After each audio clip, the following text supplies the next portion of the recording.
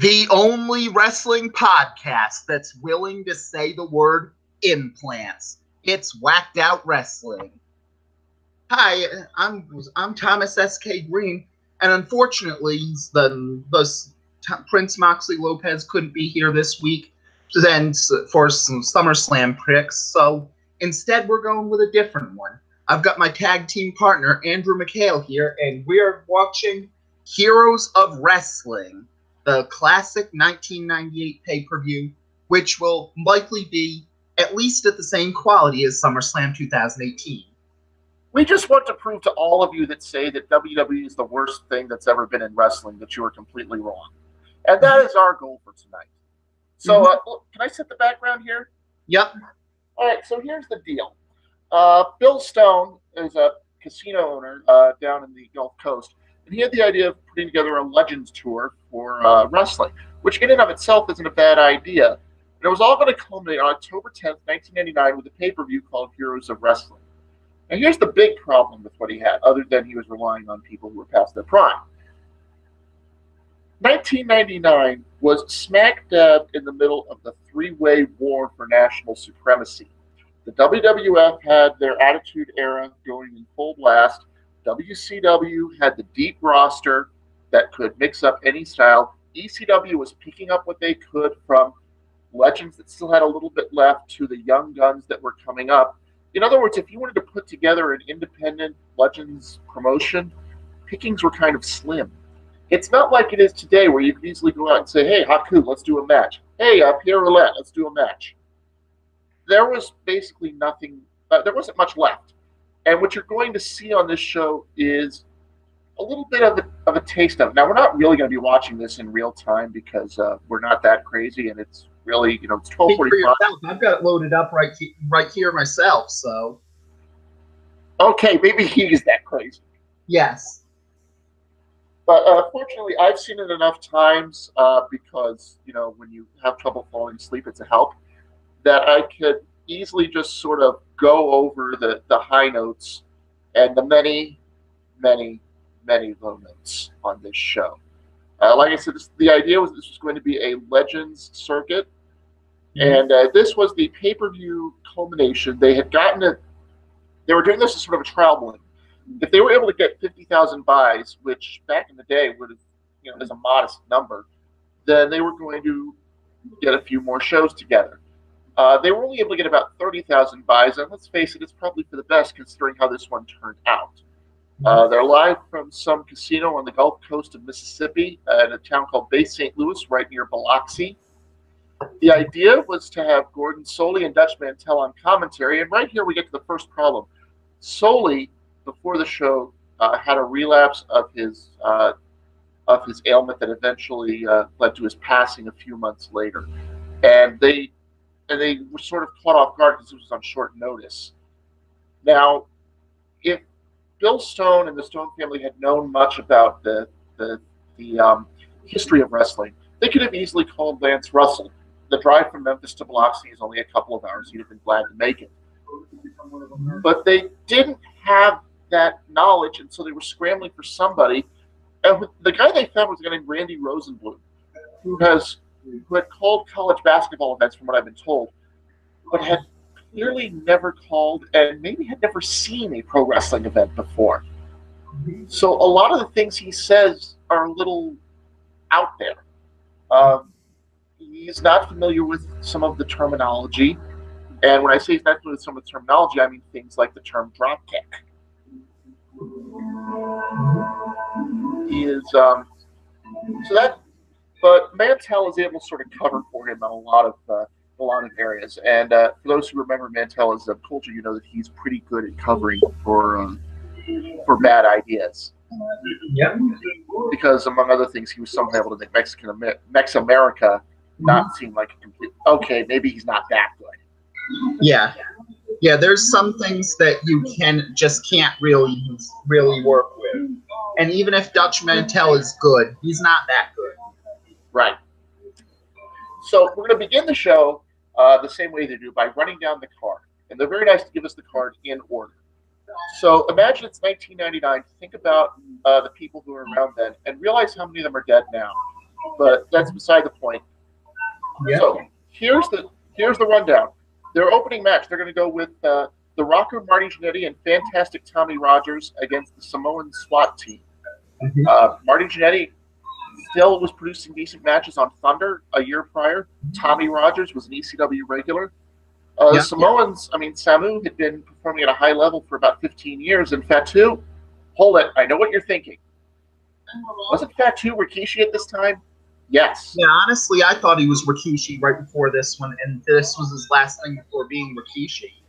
But no, this is actually his brother, Sam Fatu, whom they're legally allowed to call Fatu because that's his last name.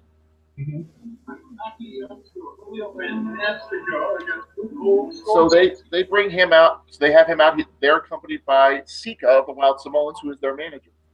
The second match is Greg the Hammer Valentine, who I believe has been 53 years old for approximately a decade, taking on George the Animal Steel, who was never that good a wrestler to begin with. But hey, at least George the Animal Steel was in WWF briefly before this, and somehow we learned that coming to the ring to Insane Clown Posse was not the lowest point in George Steele's career. Hey, look, that song was catchy. I can still remember it today. And Steele comes to the ring with sensuous Sherry Martel. We'll get to that later. The third match, which has the potential to be a show stealer, is Too Cold Scorpio. Again, a guy who had been working on national TV just a few months prior. And they give him a guy named Julio Fantastico, who is out of Washington, D.C., later on to become Julio De Niro. As he matured in the business, he got stints in ECW, TNA, became a tag team specialist with Chris Hamrick. But that's all in the future. He's not there yet. Yeah, but it was still a plus that they actually were managed to be able to get some semblance of a prospect on this card, which was very interesting. Yeah. The fourth match is famous for all the wrong reasons. And I'm just going to tell you what it is. And if you don't understand why it's infamous, just hearing the people in it will give you an idea. Nikolai Volkov and Iron Sheik versus the Bushwhackers at a total combined age of 205 years, give or take. Remember, all four of these men would eventually work in the Gimmick Battle Royal, the mother of all comedy matches. And even then, Iron Sheik was so decrepit, he had to win the match because they were afraid he was going to kill himself if he got eliminated. That's only 18 months down the road from this match, so just imagine how bad it is. Nobody's looking forward to that one. The one you should be looking forward to, match number 5, Tully Blanchard and Stan Lane, two of the more underrated wrestlers of their time. And to make it even better, that they totally play up that it's the Four Horsemen against the Midnight Express, two legendary groups being represented. They couldn't get Arn Anderson and Bob Eaton to complete it because both of those guys were in WCW at the time. And Arn Anderson was ostensibly retired, for some lack of a better term, so he wouldn't have been able to anyway. That's true. The sixth match is billed as a No Mercy match, which you will later find out means that weapons are legal. And it's between the One-Man Gang and Abdullah the Butcher. If you've seen one Abdullah the Butcher match, you know exactly what to expect from this one. So we won't spend too much time looking over it. The next match they had was Bob Orton Jr., Randy Orton's dad, taking on Superfly Jimmy Snuka, accompanied by Captain Lou Albano. And this, it's got a chance because Orton was always very technically proficient, could always walk someone through a match. All you need Superfly for was to hit his big spot at the end. Lou Albano is a very good manager. This could produce something. The eighth match that was advertised was Jim the Anvil Neidhart, whom we recently lost, as you know, facing Jake the Snake Roberts. And the less said about that at this time, the better, because I don't want to give anything away. The main event that they advertised was King Kong Bundy versus Yokozuna, and they openly called it the 1,000-Pound War. which is funny because I don't think King Kong Bunny checked in at only 275. You have to realize at this time, Yokozuna had given up on his health and was just trying to become the biggest, literally the biggest wrestler in wrestling. And this attitude would actually lead to Yokozuna at the age of 33 being the first person on this show to die, which is kind of sad. He basically ate himself to death, for lack of a better way to put it. And that's really what matches you'll be getting. So I'll just start up the show again as we went through the ring announcer, who was desperately trying to be Michael Buffer. Yeah. Oh, yeah, that's the other thing. You get a poor man's everybody on this show. And it doesn't. And it starts right away where the SST come out with a poor man's Paulie Dangerously as their manager. And he cuts a promo before the show, and it's an okay promo. It's very indie-ish. Basically talking about how he heard about Heroes of Wrestling and went to get the best heroes he could find. Then he runs down the crowd in Biloxi, talks about how they're all cowards who need to get drunk to be able to do anything. Yeah, nothing you won't see at any VFW hall in any city this weekend. Right. It's not embarrassing, but it doesn't really stand out. And then you get to their opponent. Oh, I have to mention, by the way, the production value on this show is horrible. And it starts during the intros here because they try and flash up like these trading cards of all the people, and they put the wrong cards for the first match. You've already seen this, right? I'm watching it right now, so yeah. They put up the trading cards for Jannetty and Rogers when they're introducing the Samoan SWAT team, which that just sets the tone right there. Yeah.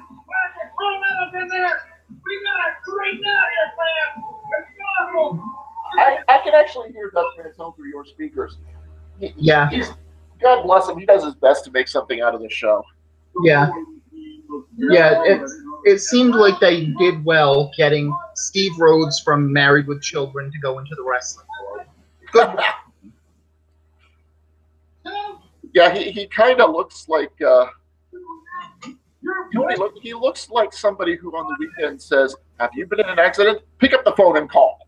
Yes, and judging by the show, he actually might have been. So that's true. Yes, a couple of the extras they have on the show, I hadn't recognized. There is one whose name I had heard before, but we will get to that later. As it stands right now.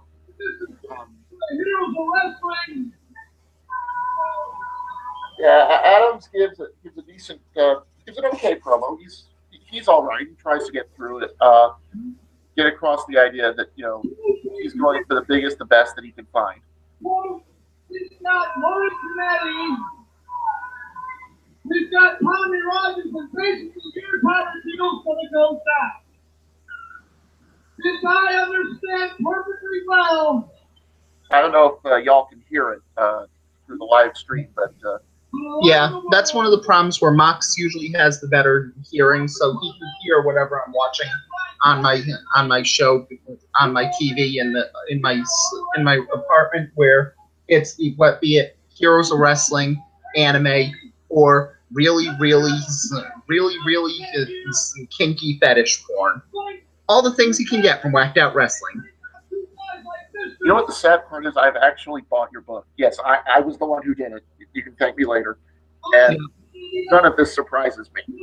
And for those who don't know, by the way, there is a book called Whacked Out Wrestling, the Memorial, where our friend Mr. Greene here goes. That's one of the things I use as my code thing, and where the podcast got its name. So yes. Yeah, where he basically takes the reins of about 6 different companies at once, and last I checked, puts them in a blender and sets it to puree. So, yeah, yes, but it's weird on the fantasy booking. It was just a one-man split diary. Is that so hard to believe? No, probably not. So, here come their opponents. Let's talk about them for a second, because that's something we can do here. Well, as I said, Marty Jannetty. Everybody knows who Marty Jannetty is now because his name has unfortunately become synonymous with the other guy in a tag team, which really is selling him short. Anybody would have been the other guy with Shawn Michaels in the tag team. He's he's somebody who has a great understanding in the ring, who can control a match, who can get the crowd involved.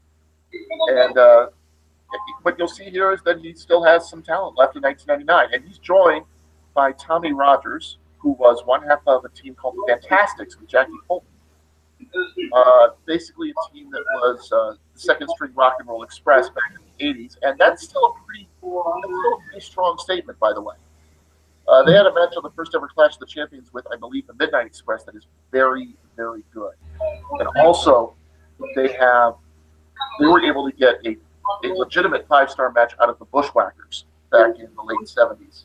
So, yeah, but the Bushwhackers were also a very good tag team before they went to WWE and became a cartoon version of that same tag team. So, well, to be it's fair, not that surprising. Well, to be fair, WWF for them was basically building their retirement fund. They were both pushing 40 at the time. Yeah. Yeah, and really for them, you can't fault them for making their money that way. Yeah. As for the Samoan SWAT team, they're a team that I remember very well from World Class Championship Wrestling and from the AWA. And they eventually, Samu and Fatu, the original Samoan SWAT team, made their way to the WWF as the Head Shrinkers. And this is where I come up with random match recommendations. I'm going to be doing this a lot during this review. They and the Steiner brothers had an unbelievable match at WrestleMania 9. Yeah. And everybody says WrestleMania 9 was a horrible show. It's not a good WrestleMania, and it ends on a really bizarre note. But if you watch the first couple of matches, Shawn Michaels against Tatanka, and then the Steiner brothers against the Head Shrinkers, you see some really good stuff going on there. Yeah, and that's really the big thing on it, where for a lot of these traditionally bad shows, there's a lot of good nuggets of corn inside these pieces of shit. So there's always going to be at least 1 or 2 good matches on the card. So like this one here that we're talking over. I know I'm remembering how it starts. I know that it starts basically with the two sides establishing who's face and who's heel. You need a shine segment where Jay and Rogers take control early, and and as always, the Samoans have to go outside and regroup because that's what you do when you're the heels. Yeah, and that's just classic tag team wrestling, because yeah, the Southern style tag team match is pretty much done to death, but that's because that shit works. Yeah, you will. They mentioned it a little during the Hall of Fame induction ceremony, but the Rock and Roll Express basically set the template for every single tag team match ever. Yeah. And you're going to see some of that here. You're going to see some of that in the Bushwhackers match with Volkov and the Sheik. You're going to see that the good guys start off hot. The bad guys have to step outside and regroup. The good guys continue their dominance. At some point, the bad guys do bad things and they take over. They isolate one member of the good guy team who gets the jabbers beaten out of him. He eventually escapes at some point, brings in his partner who's been standing there for like 5-6 minutes, and therefore has more stamina than the other 3 people combined. He runs through everybody, even taking on both guys at once. Then things break down. All 4 people get involved, and you choose a winner. Mm-hmm. And you ride that, rinse, repeat, and profit, basically. Yeah. Yeah, it's not reinventing the wheel, but you can't expect the wheel to be reinvented on a show like this. As long as it works and it'll get some heat either way, that's all that matters. Now, there is a funny bit on commentary here where Rosenblum attempts to engage Dutch Mantell and say, you're the expert. When they're out here, what are they talking about? Mantell, who at this point is probably kind of upset that he's working with a complete rookie, says, how should I know what they're talking about? You think I can read their minds? For all I know, they're asking which one of them has the hotel room keys. Mm-hmm. Considering that one of the teams was 2 classic blowjob baby faces like Marty Jannetty and Tommy Rogers, that may not have been uncommon for it. And considering what Marty Jannetty has put into his system, maybe he was wondering who got the hotel room keys. Yes. Mm-hmm. So as this match goes on, you're going to hear, especially with Rosenblum, where you can tell he's never really called a wrestling match before, or he's not used to the idea of a wrestling match, because he's trying to sort of call it like a legitimate fight, and you just can't do that. You know, we talk about Jim Ross and Gorilla Monsoon, but even they called a wrestling match differently from a fight. They got into the ebb and flow of it. They got into the story behind it. Yeah. You can't act like it's a real fight, because then you're going to show you're going to show that it doesn't really work. This part I remember is that Jannetty and Rogers do a great job of working over the arm, doing basic arm holds at this point, and sort of establish. And that's part of the establishment that I've learned is, the faces should always be able to out wrestle the heels. Yeah. And it doesn't have to be out technical wrestling. It can have a villain who is a technical wrestler and just have him be unable to get out of the blocks against somebody who is a force of nature. In fact, along those lines, one of the matches that Nova put on, Travis Huckabee, who is a very good technical wrestler, by the way, usually his home promotion is Chikara, taking on Wheeler Utah. Huckabee attempted to be a good wrestler, attempted to be the technical mastermind, and Yuta, at some point gets tired of trying to keep up with him and just goes into strikes, and that's how he establishes that he has control, and Yuta, being the face, is able to keep that control for a while before Huckabee has to try and come back. Yeah. So you're watching, Thomas. Just tell me about where they are in the match, so I don't jump ahead of where they are. Right now, I'm at Marty Jannetty is doing his work on one of the Samoan SWAT team and just got kicked in the back. All right, there we go. This is what we're talking about with basic tag team wrestling here. That is a classic way to turn the tide, is for the guy on the apron to sneak in a shot at somebody running the ropes. I've seen it a lot. Yeah. And that's one of the pluses, because, again, all these people are masters at tag team wrestling. Even if they aren't part of their full team, both Rogers and Jannetty are great wrestlers. And the Samoan SWAT team was a very good team, even if it wasn't a classic team for it, because most of the Samoan dynasty knows each other very well and can work with each other very well. I mean, they're all cousins. They all grew up together, so. Yeah. To recycle a joke that my sensei Scott Keith had, anybody who's from the Anawa'i family should be required to carry a little 8x10 index card indicating exactly where they are on the family tree. Yeah. Yeah, but that's pretty much everybody in wrestling on the Samoan dynasty. It's actually kind of a shock they haven't adopted Samoa Joe yet by just saying, oh yeah, he's totally one of our cousins. Don't give Vince ideas, he just might. Hey, if that happened, maybe it could work, because there was the problem from 2016. WWE gives a Samoan guy named Joe the world title in NXT, and everybody's excited and everyone's happy, but they give a Samoan guy named Joe the world title on the main roster, and everyone loses their minds. And here we go. Somewhere around this time, you're going to get the first sense of Rosenblum not being very bright. Samu is going to take a chair to Marty Jannetty as part of the Heat segment. And Rosenblum reacts like he's just witnessed a crime. Yeah, and in defense, this also could be a benefit that if he lived, he was just solid enough that he might have ended up good eventually. Like, the best example there would be Don West, who was absolutely terrible in the beginning of TNA, but eventually grew to be a pretty good color guy, all things considered. True. I mean, but the thing is, he calls the chair shot obscene and unethical. As you think so? I mean, have you ever seen a wrestling match before? This happens all the time. In fact, you can actually hear Mantell basically try to say, "This is wrestling. What did you expect?" Mm-hmm. And we have a hot tag from here, and Rogers goes for the attack. The flying leg kick. See, I told you, he doesn't understand wrestling terminology. Mm-hmm. And then, of course, we have the mandatory spot where you try and give the Samoans a double noggin knocker, and they just sort of stare at you as if to say, really, have you ever seen a Samoan wrestling before? Yes. That doesn't hurt. There is a pretty clever bit here where Rogers gets a double DDT on the Samoans. Yeah. And they pull themselves up. They look at him as if to say, well, what are you going to do next? Rogers just sort of lets them look at him. And Jenny comes up from behind, gives him a double bulldog. Yeah. That is good.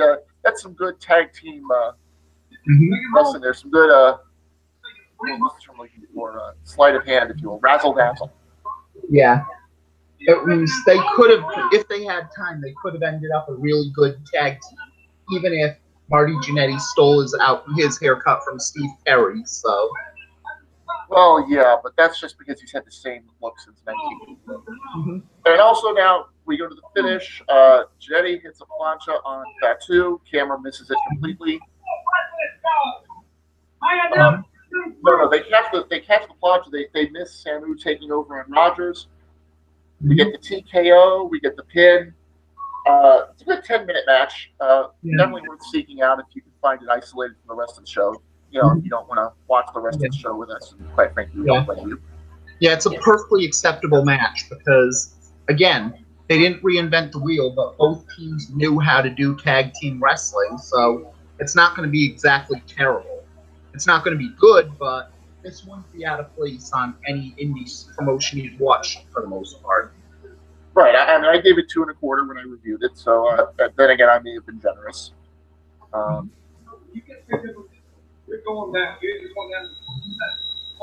So after this, they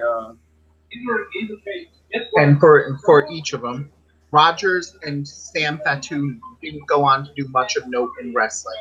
Samu managed to actually work in MLW. Marty Jannetty managed to work Joey Janela. Yeah, and in between, actually, there was talk of Jannetty making a comeback. In 2005, Kurt Angle and Shawn Michaels were building up to a classic WrestleMania match. And along the way, Angle decides he's going to take out everything in Michaels' history, and that includes Marty Jannetty. So they set up that match in Jannetty's hometown of Columbus, Georgia. It's on one of the March 2005 SmackDowns. I don't know if the network has gotten that far ahead yet. And Jannetty shows he can still go. Well, yeah, because that's the thing. Take away the fact he was a coward who tried to escape Shawn Michaels, and Marty Jannetty was. Will you stop? The only problem is up to George Steele hooking up with Sherry Martel. I believe we have a Simpsons quote for this. Yes. Yar, that'll replace the whale in nightmares. George the animal still looking very comfortable. Of course, he's had some friends. Hey, it basically if implies that excited George... about Liv Morgan for her blue tongue, of course Sherry Martel could be excited for a guy with a green tongue. Yeah, they're implying that Steele and Martel are going to be enjoying the. You know what? I don't even want to get into what they're implying. Yes. Yeah. Well, it's just like Wasp said. Animal, fuck like a beast. The world is a lot of Sherry Martel's relationship with George the Just, animal. You know, in the wrestling business, you get to the top side. And now Sherry's going to do a promo. It's not a bad promo. But again, you know, promo skills are the last thing to go. So she was able to sort of put over the cheese with Steele because Steele is the monster, is the maniac. Yep. So Steele comes in, gives his usual grunting presentation, and they head off. And so George Steele's opponent is Break the Hammer Valentine. Yeah. It still works for what it is because Steele has something to say that he's mine, like he's carried in any other form. Oh yeah, for those of you who weren't around in the 80s, George Steele, they tried to sell this little toy like Hunchback of Notre Dame called Mine that was supposedly Steele's like comfort doll or something. It was just further proof that that wrestling will market anything. Yes, it was the Daryl of the 1980s. Just not good, folks. Not good at all. So now we get to let's get to the ring and talk about Greg the Hammer Valentine here for a second. Greg the Hammer Valentine is somebody who is a second-generation wrestler. His father, Johnny Valentine, is he's a Hall of Famer. He's one of the greatest of all time, and he's a charter member of the Men Who Look Like Old Lesbians Club. Yeah. He has looked to be about 55 years old since 1988. It's pretty scary. And we can actually make jokes about men's looks because we're not Dave Meltzer. Hi, everyone. As some, this actually leads to a funny Twitter story. Sienna, TNA, formerly TNA, said, if you're going to judge men's looks the way you judge women's looks, I expect you to have information on each of the dude's packages and what you think of them. To which everybody said, do you really want him to spend 60 minutes on Kenny Omega's package? Because we know that's what he'd do. Golden lovers maybe Kenny Omega and Kota Ibushi, but Meltzer is standing outside their hotel room hoping that they break up. It's really a heartwarming story. Yes. Back to Valentine for a second, though, because I just want to.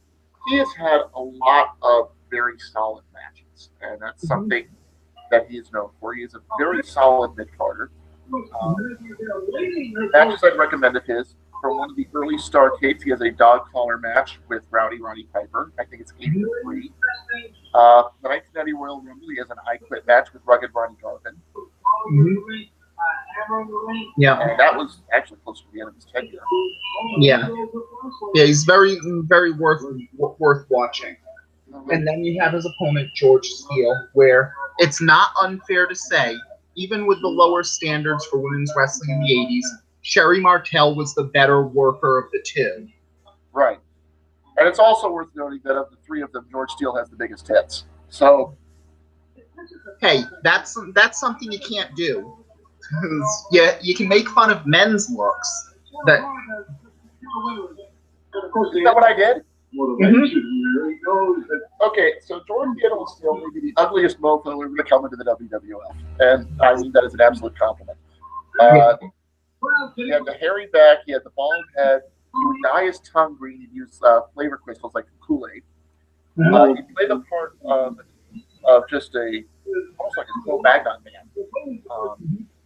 He would use weapons, he would bite his opponent, he would bite the turnbuckles. That's not a joke. His signature deal was to rip the turnbuckle in half, get the filling, and pretend to stuff it into his mouth. That's just what he does. Yeah. His big moment was in the mid '80s when he had a feud with Macho Man Randy Savage over the fact that Steele took a liking to Miss Elizabeth, because everyone took a liking to Miss Elizabeth. And Randy Savage got upset about that because Randy Savage always got upset about that. And that actually adds to more benefits to the style, that George Steele managed to steal both Sensational Sherry and Miss Elizabeth from Randy Savage at different points in his career. No clue on how he managed to get George Elizabeth well. He never really stole Miss Elizabeth. He tried. He probably didn't. They implied he didn't know what to do. He was just sort of, like I said, they treated him like a Cro-Magnon man. Yeah. But at least it was similar to this. So yeah, George Steele was getting Randy Savage's leavings, basically. We're going to phrase everything in the worst way humanly possible, aren't we? That I'm only into one bottle of sake so far, and I'm just starting. Okay. The big thing I would say here, I want to avoid talking about this match because this match is very heavy on plot, and it's very heavy on Sherry being. Well, it's going to be patently obvious. I'll just put it that way. Yeah, and it's one of the things because Gorilla Monsoon wasn't joking when he said that Greg Valentine took 20 minutes to get warmed up. So, and he's not getting 20 minutes on this show. Yeah. So. that knee over is Valentine. Wait a minute. But that's one of the things about it. So they're just sort of goofing off right now. Steele goes into his offense. He bites a little. And Sherry just choked George Steele, which was necessary because it was 1999 and every show needed a swerve. Right. But here's the thing, though. George Steele, for those who aren't watching, George Steele at this point was trying to take his shirt off, and Hammer attacked him during that. So George Steele has his shirt over his head, and therefore can't tell whether it's Hammer or Sherry attacking him. This is also because George Steele has the IQ of gravel.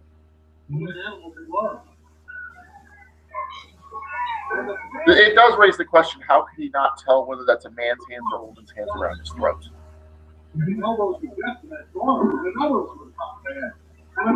Well, judging by how fake those elbows were that he just got, I could see that he wouldn't know with either way. Valentine was very well known for using the elbows. He did a lot of good elbow smashes. He had a really good wind-up elbow drop, very similar to what Damien Sandow would do, except with fewer theatrics. He would, though, wind up the arm before dropping it. Yeah.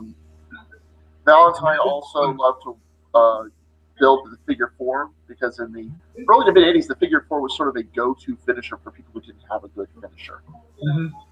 Yeah, and that's one thing that, since he didn't have much of a gimmick, he was all business in the ring, and he had some technical skill. If you put him in the 2000s and 2010s, Greg Valentine would not be out of place on the indie scene there. So, right, yeah.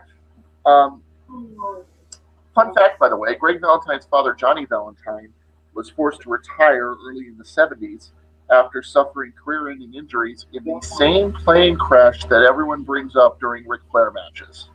Yes. And also, fun fact on the other side on it, George Steele moonlighted in his entire wrestling career as a gym teacher in Detroit and was able to do it because no one would know it because of the territories on it. If one of his students in Michigan said, "You look a lot like this guy," he would say, "Do I really look that ugly to you?" On another note, by the way, George Steele, of course, appeared in the Tim Burton classic Ed Wood, playing the gargoyle wrestler Tor Johnson. Mm-hmm. Which works just because this is like the Ed Wood movie of a pay-per-view. Oh, yeah. Mm-hmm. Definitely. So, at this point, if I remember correctly...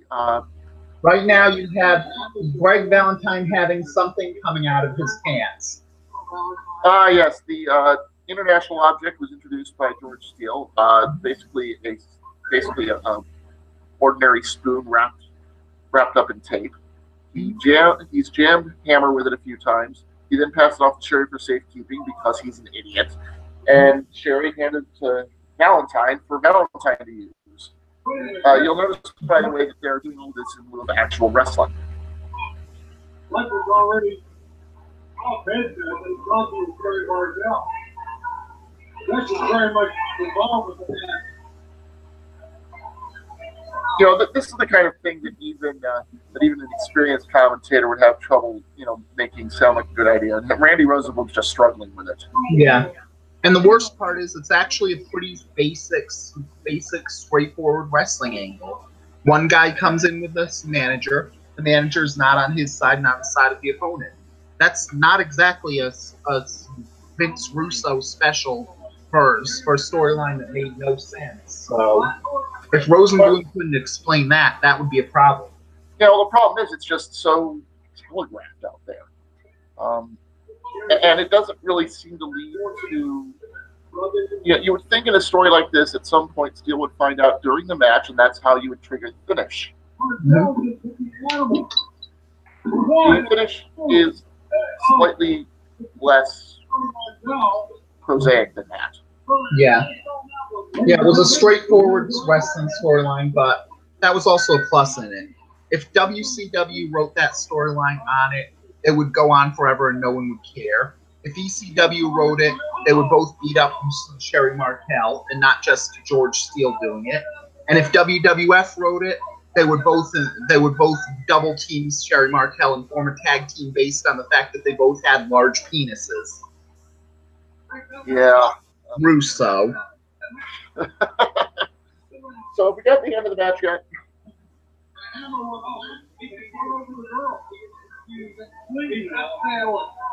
counseling. He needs therapy. He has the fans on his side. Well, I think they're saying more. Okay, yeah, I think we're past the end of the match, right? Yeah, right now it's animals throwing a tantrum. Yeah, so for those who are wondering, all that subtle build-up to Sherry switching sides just ended with Sherry saying, "The hell with that hitting animal with a chair." Valentine gets the pin. Steele figures it out. He goes in a rage. He throws Sherry Martel over the top rope, and Sherry Martel takes the best bump in this match, which should tell you something. Yeah. Well, that's not surprising because, again, Steele and Valentine were past their prime, but Sherry was arguably the best worker of the three in 1999. Not saying much, but it was there. Exactly.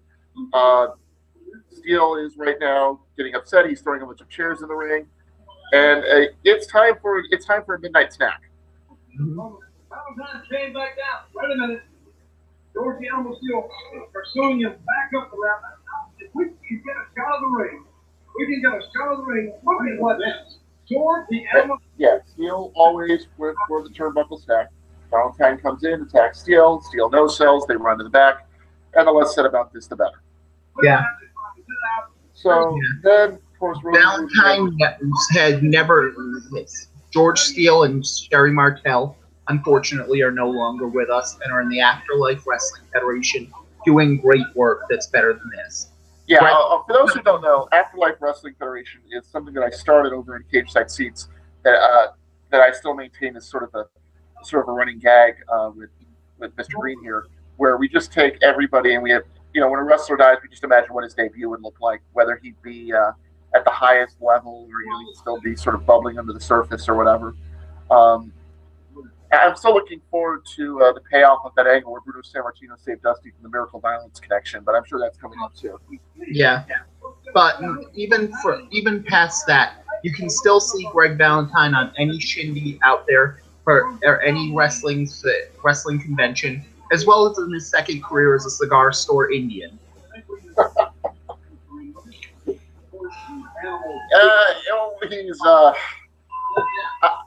I would say he hasn't aged well, but the truth is he hasn't aged. So, pretty sure he was born old. So now, because they have to clean up ringside, they throw it to the announcers who have to try to explain what it is we just saw. And given how ham-fisted that story was, God bless him for trying. Yes. You can see that Dutch Mantel would eventually make it to WWE and TNA and be a regular star in the 2000s. Because if he worked at Heroes of Wrestling, God, that man deserves it. He found a way to try and keep this show in line, and it gets more and more interesting as the story goes on. Now, the next thing you're going to have is a backstage interview with Julio Fantastico, the man who became Julio De Niro. Yeah. And because he's not a legend of wrestling, I'm not really going to talk about it. You can go ahead. Yeah. So actually, this was a benefit because if this was going to be an actual promotion, they needed to get some young blood into the show that would counter off the fact that it was very similar to how Shane Douglas's return of ECW needed to get some new blood, not just have ECW guys. And Julio Fantastico, it could have done a lot worse, so. I kind of wonder, why didn't Tatanka do this show? He was available. I think that Tatanka was one of those weird guys that was super loyal to WWE and didn't want to go anywhere else. Oh, that's fine. I mean, the rape thing. Probably also the rape thing. I don't know about that. I mean, I do know that, I kind of enjoyed his comeback in 2006. I thought he did all right there. And in defense, we can say that because eventually it was proven that Tatanka had nothing to do with it, so he had his happy ending. So. Yep. And as you can hear right now, Fantastico is giving a generic angry young man promo. Mm-hmm. Yeah. He would work on his skills. He'd get better. He and Chris Hamrick were a good team. Mm-hmm. Yeah, and he's most commonly well known to wrestling fans now as the former partner in TNA of CM Punk and Mickey James. So he at least rubbed shoulders with greatness, even if he wasn't great himself. Yeah, at one point, boys and girls, TNA had a stable of Raven, CM Punk, Mickey James, and this guy, and they still didn't know how to make money. Yes. An aerial wrestler. He's young. This is his first pay-per-view event, and we could write a book, and in fact, several people have said they will write a book on all the ways that the Dixie Carter area in TNA just didn't make sense. So many things in TNA happened that were bad decisions, that were bad luck, that were off-screen insanity. There used to be an entire wiki based on TNA's foibles and failures. Yeah, and I think that one still flashes of being available or not available, but at least TNA has seemed to get out of rock bottom, or at least get back to rock bottom after chiseling through the entire planet. Hey, I'll tell you right now, my man Tommy Hall watches Impact every week, and he says that they've started to form an identity that they're putting on great shows. So. Yeah, so hopefully they'll get back to their own thing, because the more good wrestling promotions are out there, the better. And even if TNA can get better, we should root for that to happen, because more wrestling on TV is better for everybody. Exactly. And as it is right now, Scorpio, who is mixed between Stevie Wonder's love child and Rick James somehow on more crack. Yeah, you take one look at Scorpio coming down to the ring, and if the phrase "cocaine's a hell of a drug" doesn't pop into your head, what can I say? Well, it also helps that he's wearing a purple velveteen suit, so I'm not sure if he's trying to be Dave Chappelle being Stevie Wonder, Dave Chappelle being Rick James, or Dave Chappelle being Prince. And on top of that, he's carrying a replica WCW World title for no reason whatsoever. Mm-hmm. Well, this is probably the cruiserweight division of Heroes of Wrestling, so he very easily could have been their cruiserweight champion. They have champions? Well, who knows? In theory. Oh, ladies and gentlemen, if you're trying to listen to this show, I have to warn you, we are about to be graced with the commentary stylings of Captain Lou Albano. Yes.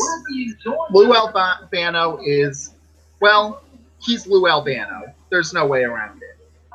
Lou Albano was a legend. He was one of the greatest managers of all time because he spoke with intensity and he spoke with a cadence that really, that caught people's attention. There were only two problems with Captain Lou Albano.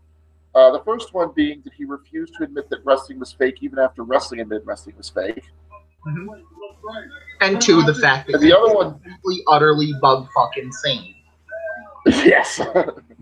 But there's actually a book out there called The Complete Idiot's Guide to Pro Wrestling that was written during the Attitude Era by Lou Albano and Burt Randolph Sugar. Burt Randolph Sugar being a boxing expert and therefore not really knowing much about wrestling. Lou Albano being a wrestling expert and therefore not knowing much about wrestling. Yeah. Hey, that taught me all the great work of the great movie star Rocky Melvin. Just for clarification, they list people's real names at the time, and they say that The Rock's real name is Rocky Melvin. That wasn't even his fake name.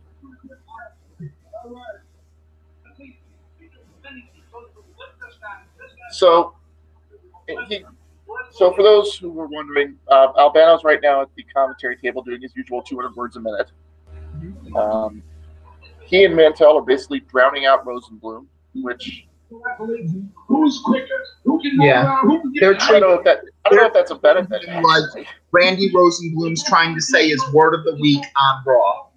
You don't make the money. I mean, you make something, but you're not progressing your career. Now, Scorpio's a great athlete, but this Julio Sanchez, look at that. Oh, I used to do that when I was never, brother. Oh, I think you can still do. For the record, Lou Albano always talks like that. Yes, and for the record, Lou Albano couldn't do a cartwheel if there was a magic mushroom from Mario Brothers on the table for it. And for those wondering why he'd make that specific reference, Captain Lou Albano actually played Mario in the live-action Saturday morning show of the Mario Brothers. Do you think we make this up, people? Yep, that was one of the things on it where, again, Albano was good, a great manager, not just because of his promo skills, but because he was one of the first, that dude's just crazy people in wrestling. Oh, yeah. And it's a proof that wrestling needs more people who are just crazy. I kind of regret that there was never actually an open debate between Lou Albano and Jim Cornette, just because they go through 25 topics in the hour time limit. And he is the wrestling, but Michael Jordan was the basketball. I know he sort of developing the So I'm going to let you talk about Scorpio's career here. I've got to. I'm going to go pick up something to drink. Well, Scorpio was actually one of the prototypical high flyers of the era, and one of the most underrated performers in the 1990s. In WCW, he was a very great high flyer and equal to the more recognized high flyers of the era, like Brian Pillman and Jushin Liger. He went to ECW after his run in WCW and became one of the top wrestlers and high flyers there, and helped give ECW their actual in-ring work and not just a hardcore promotion. His work there was very good, and he had a number of great stars before him. Work with people like Malenko, Jericho, other famous names who later went on to great things before he went to WWE. Naturally, because he was a great WCW high flyer and a great ECW up-and-coming star, WCW turned him into Flash Funk, who was basically Brodus Clay in 1996. Scorpio would then go on to have a career of not much acclaim in WWF until he had just been released, and this time to get to Heroes of Wrestling. Meanwhile, he actually did give the ECW more value because Paul Heyman had managed to make WWF believe that Tommy Boy Records was sponsoring Scorpio, which started ECW getting money from the WWF. And the other thing about you mentioned that he was released by the WWF just before the show. He wasn't exactly released because they ran out of things to do them. He was fired because he failed a drug test. As the old joke goes, how high do you have to be to fail a drug test in the WWF? Yes. Yes, and that's one of the problems. And we can make jokes about Scorpio, but he eventually did bounce back. He would go on to Japan, where he would have a great run in Noah, in Pro Wrestling Noah, and even eventually have a cup of coffee returned to the WWF fold, but he never made it out of dark matches in 2006. Right, and it's a shame because Scorpio is one of those guys who, if he's on, is really, really good. So you would kind of expect that he would still have something to give. I'll put it this way: I'm pretty certain he's on Joey Janela's bucket list at this point. Yeah. In fact, I'm surprised they haven't already met. Yeah. Actually, it's a surprise. You'd assume that Julio Fantastico could probably get on a Joey Janela's indie show as well, because he's also someone who'd be like, wait, really? Run back to the dressing room. That's right. That's what. Wait a minute. Look at it. Oh! Yeah, the first thing we make these jokes about Janela, but it's probably one of my favorite things is that he has now reached the point as far as being an independent wrestling megastar that he can go out there and say, "Hey, I just want to wrestle a bunch of old guys that I grew up idolizing." So, you know, he brings out Marty Jannetty, he brings out Virgil, he brings out Pierre Ouellet, he's bringing out Jinsei Shinzaki, a.k.a. Hakushi, this weekend. Oh, George Janela's lost to New York. Looks like it's going to be a hoot and a half. Yes. Plus, it can't be stressed enough. Joey Janela actually got the band Wheatus to play Nate Webb to the ring. You know what's not cool about that? Not a damn thing. Exactly. it also goes to show, it's actually accidentally shown that the Hart family is as crazy as the stories indicate they are, because this is true, by the way. Originally, the king of ultraviolence, Nick motherfucking Gage, was, and I'm sorry for swearing, but he would insist. Don't worry, this is not a TV PG podcast, so don't worry. Okay. Was going to face Haku on this card. And everything was set, but Haku withdrew from the show so that he could attend the funeral of Jim the Anvil Neidhart. Teddy Hart is still doing the show. The only thing that would be greater than this is if Teddy Hart does the show in Who's Yellow Mask. You know that Joey Janela would want that. The question, never mind. We say these things. Teddy Hart might have the highest ratio of talent to screw up that we've ever seen in wrestling, and this includes Marty Jannetty. Yes, and that's the big thing that makes him so great. Teddy Hart could have been the greatest star of the 2000s if only he had the slightest semblance of a brain. And it makes him even more glorious than if he was a great star. Yeah, Hart was signed at age 19 to the WWF, went through training, got too much of a swell head, they let him go. He spent some time he was actually in high demand on the independent scene in the early 2000s. Made his debut in Ring of Honor in a giant cage match, and after the match was over, decided he was going to put on a moonsault exhibition for the fans by diving off the top of the cage onto everyone else. Mm-hmm. He forgot to tell everyone else. Yes. Don't forget the fact that Teddy Hart was in high demand because he put on a 5-star match on an early TNA pay-per-view. TNA still didn't bring him back because Teddy Hart was that crazy. He had to spend some time in Mexico. AAA loves him because apparently he would be arrested the minute he set foot in Canada or something. I don't know the details there. I'm not sure I want to know. Ownership had one of their highest customers in Teddy Hart. Okay. Here's what you need to know about his mindset. You know how some people bring animals to the ring? Teddy Hart wanted the animals to put on a show. He said he was going to be able to train pets to be wrestlers. Now, most people who say this are joking. He actually tried. Yes. And that was the end of this match. And it's a shame we spent most of it talking about Teddy Hart because this was actually a genuinely good match. It would not be out of place in any super indie in the 2000s. The only thing I would say about it is that take a close look at the replay here. Scorpio, absolutely blows his signature move. Yeah. He misses by about a foot, and the wrong way too. So, Fantastico has to sort of cover for him by acting like it hit him in the head. Mm-hmm. There are other moments where the two of them aren't quite on the same page. Yeah. Something if they were fine, they could easily take it around the horn. Yeah, there were a lot of blown spots in the match, but that wouldn't take it out of any Mikey Whipwreck trainee in 2002 Ring of Honor. Yep.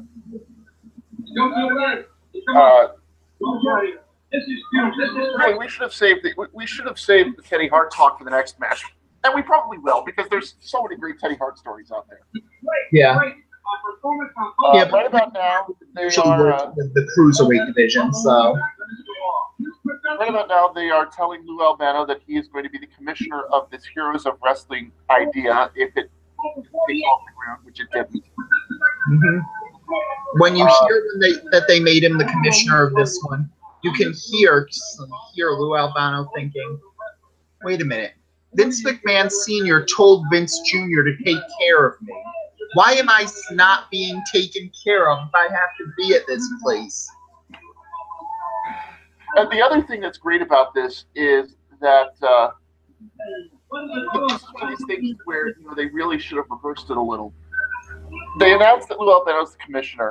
He acts completely surprised. This is the first he's heard of it. And Rosenblum asks him what are the terms of his contract.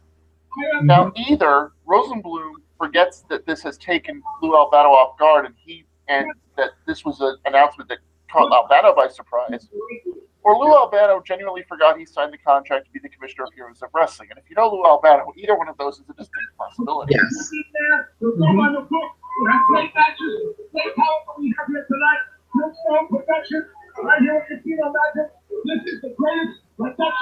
Here he is talking about having great matches and high production. If you remember from the previous match, at one point Scorpio chases Fantastico through the crowd, and we have no idea where the hell they are.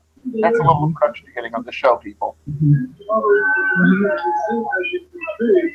Almost broken up about the whole situation.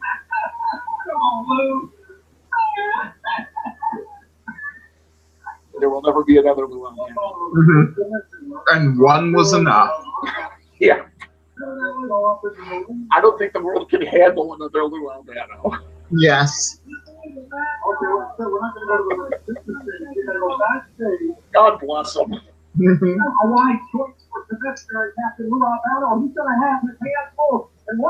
And we go back to the backstage one with child molester Michael Cole as their backstage interviewer.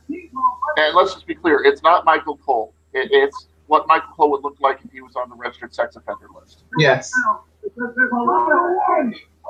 And he's interviewing King Kong Bundy. And it's unfortunate that we didn't start by talking about the pre-show, because the copy that I always watch cuts in during the pre-show and includes a pre-interview by King Kong Bundy that Yokozuna interrupts. Yeah, that's the copy that I got on YouTube as well. So okay, great. And the very first line that King Kong Bundy has is, "That's a nice tux. Does it come in men's sizes?"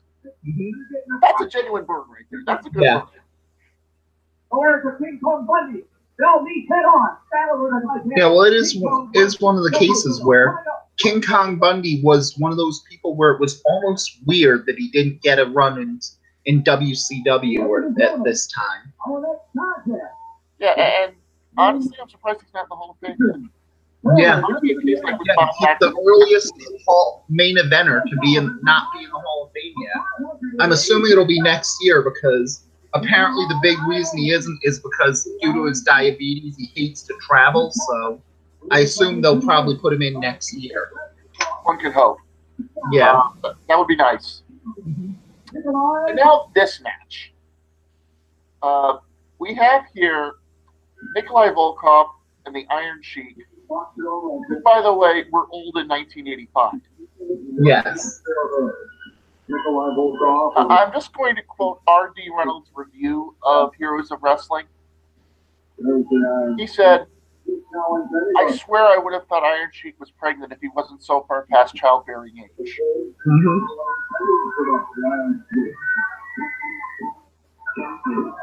Iron Sheik here is out of shape. He is fat. He is barely able to walk. But don't worry, he's every bit as bad shit as we know. Yeah, but it was even worse then, because Iron Sheik wasn't in on the joke yet. So he was just generally batshit at this time. Yeah, for those who do not know how this all started, in 2005 or so, a clip got on YouTube of the Iron Sheik being, doing one of these career retrospective shoot interviews that everybody does. And he was asked about his match at WrestleMania 3 with Nikolai Volkov, where he teamed up against the Killer Bees. And he talked about what a great honor it was to be a part of the largest crowd, the card with the largest crowd in wrestling history, taking on the Killer Bees. Now, here's the thing. He has respect for Jim Brunzell. The two of them came up together in the AWA. And he's a good athlete, good high jumper. Right. Greene's quoting the Iron Sheik here, for those who are wondering. He does not have respect for Brian Blair. He does not like Brian Blair. And this led to... this might be the moment when Iron Sheik realized that crazy was the way to go, because his description of how he felt about Brian Blair became a meme at the time. He said, I can't even do it justice, but I'll try. You are lucky, man, Brian Blair. You are lucky I did not suplex him, put him in camel clutch, break his back, and then fuck his ass. Make him humble, old country way. And he says this about 4 or 5 times in his rant, by the way. Yes. This is funny for several reasons, not least of which is because he actually put Bronzell in the camel clutch during that match. Yeah. Actually, that's probably the least of the reasons.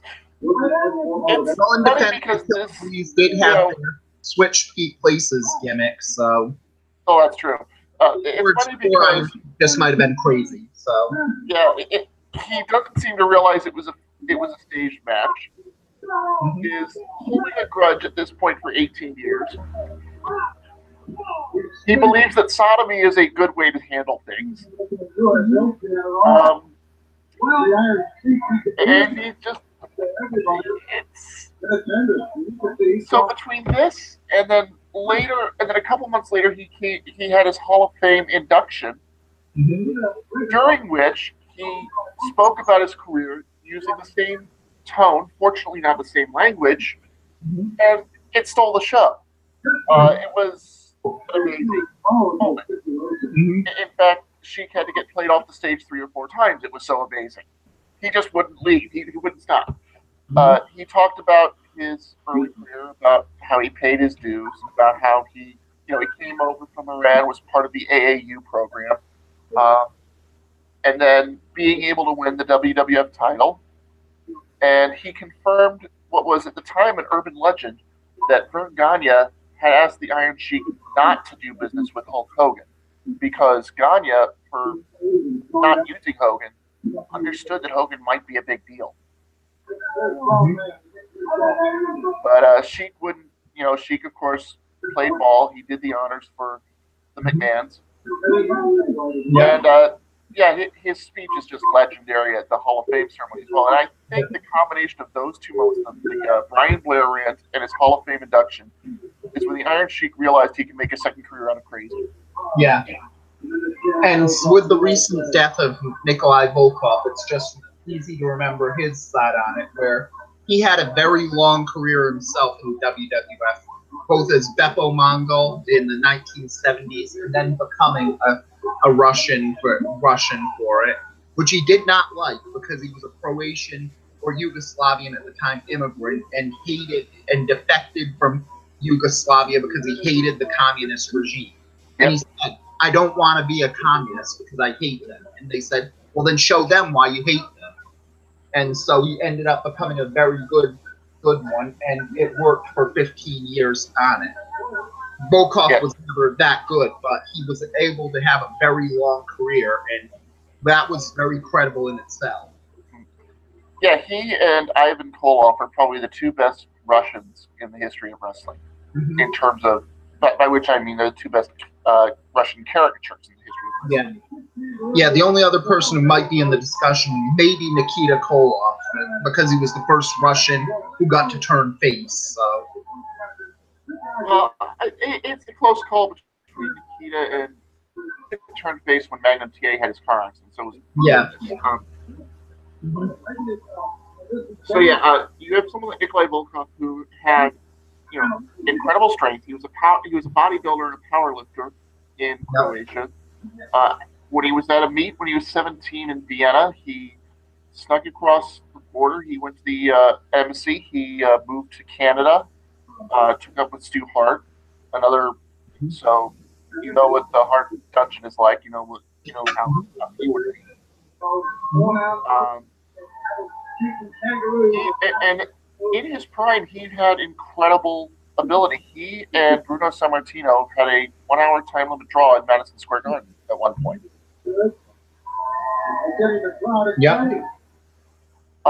So Nikolai is somebody who, if you just remember him in his later career, you're missing out on a lot.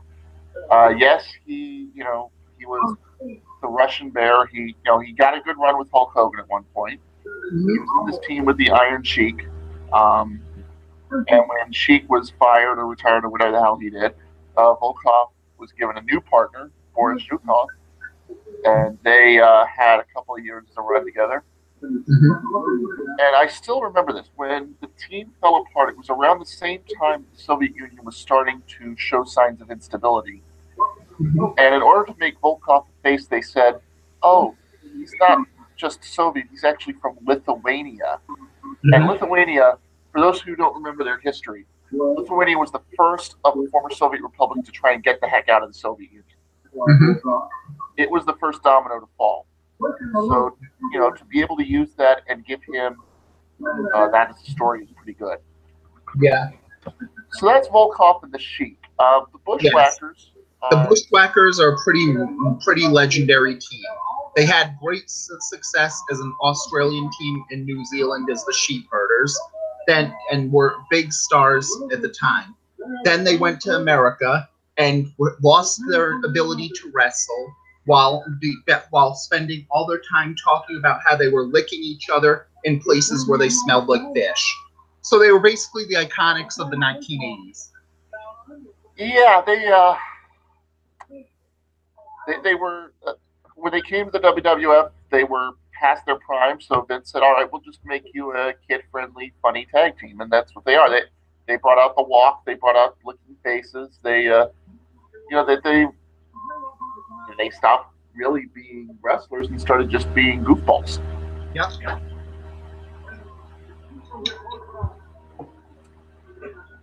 So, which is a shame because, like I said earlier, the Fantastics and the Sheep Herders, in the early '80s, had a match that everyone who's seen it has said is a fantastic match, it's an outstanding match.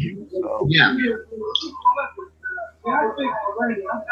We really don't want to talk about the match that's going on right now. Well, on the plus side, it was a benefit where a lot of people say this was one of the worst matches of all in wrestling history, but it wasn't even the worst match in Heroes of Wrestling history.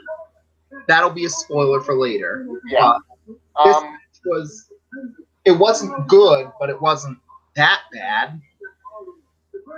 Brian Alvarez gave it an incredible burn where he said it was minus more stars than there are stars in the universe. And the last time I checked, the universe is infinite.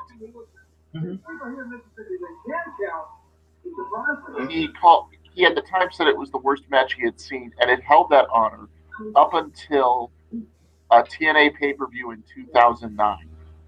And you know what I mean by that, I hope.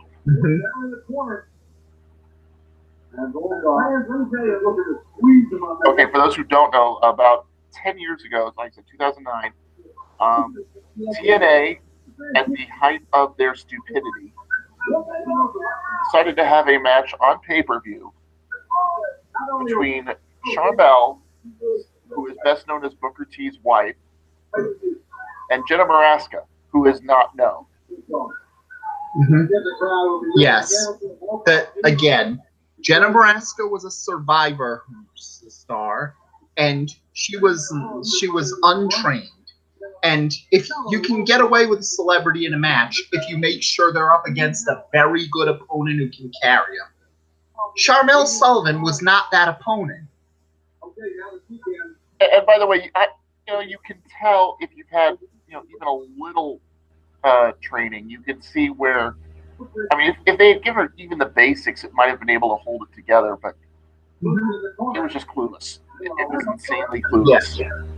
Yeah, because even celebrity matches are not bad. I'm a firm believer that you can take any two people in the world and you can train them to work one good match. Just one. You can't make someone a great wrestler unless those ones. But if you really work hard and they're willing to rehearse it over and over again, any two people on earth can have a match that could get 3 stars. Yeah, I can kind of see that. I mean, on the scale of celebrity wrestlers, I would say, and when I say celebrity wrestler, I mean celebrities who didn't go into wrestling full time, by the way. So you will need somebody like a Steve McMichael from this list. On the list of celebrity wrestlers, Lawrence Taylor is number 1, Stephen Amell is number 2, Andy Kaufman in terms of talent is number 3, and Jenna Maraska is approximately number 547. Yeah, and even that might be unfair because it's more and more proof is saying that Ronda Rousey may deserve number 1 by now. So, but like I said, she went into it full time, so that's different. Yeah. of the Iron Sheik. Fans were yelling, Russia sucks at this point. And the fans are chanting Russia sucks at this point, despite the fact that it's 1999 and Russia had been our friends for many years at that point. Look, let's be fair. It's 2 a.m. in New York, it's 1 a.m. in Chicago, it's 11 p.m. in Los Angeles, and it's 1957 in Mississippi. Yes.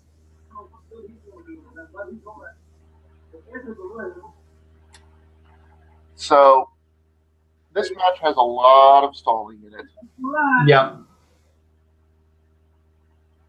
Yep, again, it's important to remember that most of these people couldn't really wrestle that much beforehand. Heck, the Iron Sheik was so bad 18 months later, he had to be in this, win the gimmick battle royal, because he would have had his knees fall off if he didn't. Yeah. So this was not going to be a good match. And in fact, talking about the gimmick battle royal, all 4 of these people are in it. Yeah. And one of the most famous lines in the history of WrestleMania comes from this, because they had Gene Okerlund and Bobby Heenan call the match. God bless them. Thankfully. Yeah. It was just nostalgia overload. Bring everybody out, send them over the top rope, get it over with. But the Iron Sheik is trying to walk down the ramp in the Astrodome. It's a very long walk, and the Iron Sheik can barely walk. And Heenan looks at him and says, man, by the time the Iron Sheik gets to the ring, it'll be WrestleMania 38. Mm-hmm. The commentary for the gimmick battle royal, by the way, is just fantastic all around. Heenan has some really good lines about just about everybody. And when the match begins, he says it looks like a riot at a Let's Make a Deal taping, which I always thought was a really good description of WWF back in the day. Yeah, and that's actually the weird thing that people forget, that think that wrestling gets to dank memes now, but in 2001, they gave a WrestleMania match to WrestleCrap that was just an ongoing meme at the time for 1 year. But it worked. Everybody had. It was just a cool down. Everybody had fun with it. A lot more fun than this match, I'll tell you that. Yeah. Some of the reasons this match is considered really bad. The Bushwhackers have to try to bump, and their bumps are comically overdone. Especially considering that Volkov and the Sheik barely make contact on just about everything. Yeah. I mean, there's pulling your punches, and there's what these guys are doing. Yeah. Again, it needs to be mentioned. This match had a total combined age of 205 years old. Something like that. Yeah, I can't remember the exact number, but I think everyone in it is over 50.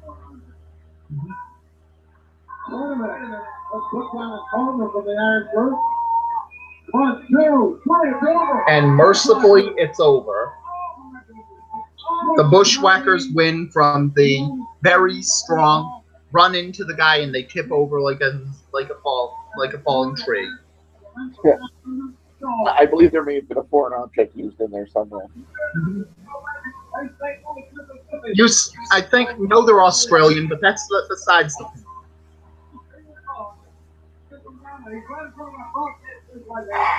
Never mind. And then Volkov and the Sheik start arguing, and their fake Russian manager calms them down so that they can perform the next show. Oh, there is no next show. What am I saying? Yeah, I think the fake Russian manager may have been the same guy being the fake Paul Heyman. Entirely possible. He just stuck a mustache on him. Yeah.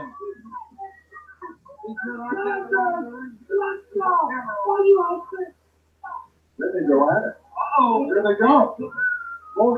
And here they go at it. They're yelling at each other, which is about the only offense they can do nowadays. Yeah,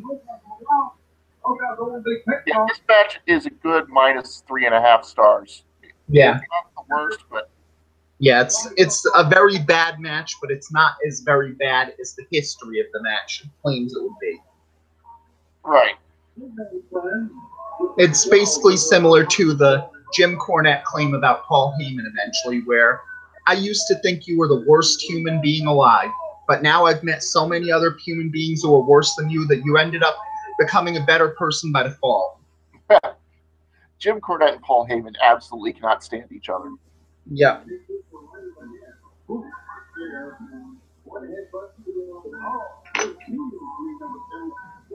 So for the next match, it's going to be Tully Blanchard against Stan Lane. And they're going to do an angle of the parking lot beforehand, and then Tully Blanchard's going to cut a promo. I'm going to lay out so that turn it up a bit, Green, so that we can all hear it, because this is a fantastic promo that Tully Blanchard gives, and I want you all to, at least I want you to be able to appreciate it. Mm-hmm. Yep, I'll turn it up a little bit louder so they can hear it. Tremendous shoots, beautiful material, Maybe not these ones, and I doubt that the websites to get the Heroes of Wrestling merchandise are available, as somehow WWE doesn't want to buy the video library for this pay-per-view. I wonder why.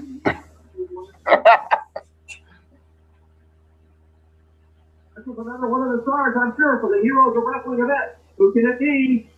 It's Tully Blanchard, one of the Four Horsemen. Hi, Tully, good to see you. We want to see if we can get a word with you here. Yeah, it's, I tell you what, it's... Holy cow, what in the world is happening? That lady is a Prince Tully. Can we get security? I cannot believe what's happening here. Let's just separate these two. So, yeah, that was your typical somebody comes out of the limo and gets attacked and thrown in the trunk routine. Mm-hmm. Here comes the good part. That limo was 50% of the budget for this pay-per-view. It's a dramatic interview. Followed. You got to hear from Tully Blanchard after he took that beating from Stan Lane. Here we go. I have international. I came here and I agreed to do this thing 2 years ago. And we're looking to have fun. And you don't have a good match with Stan Lane. I don't do this for a living. This kind of stuff here is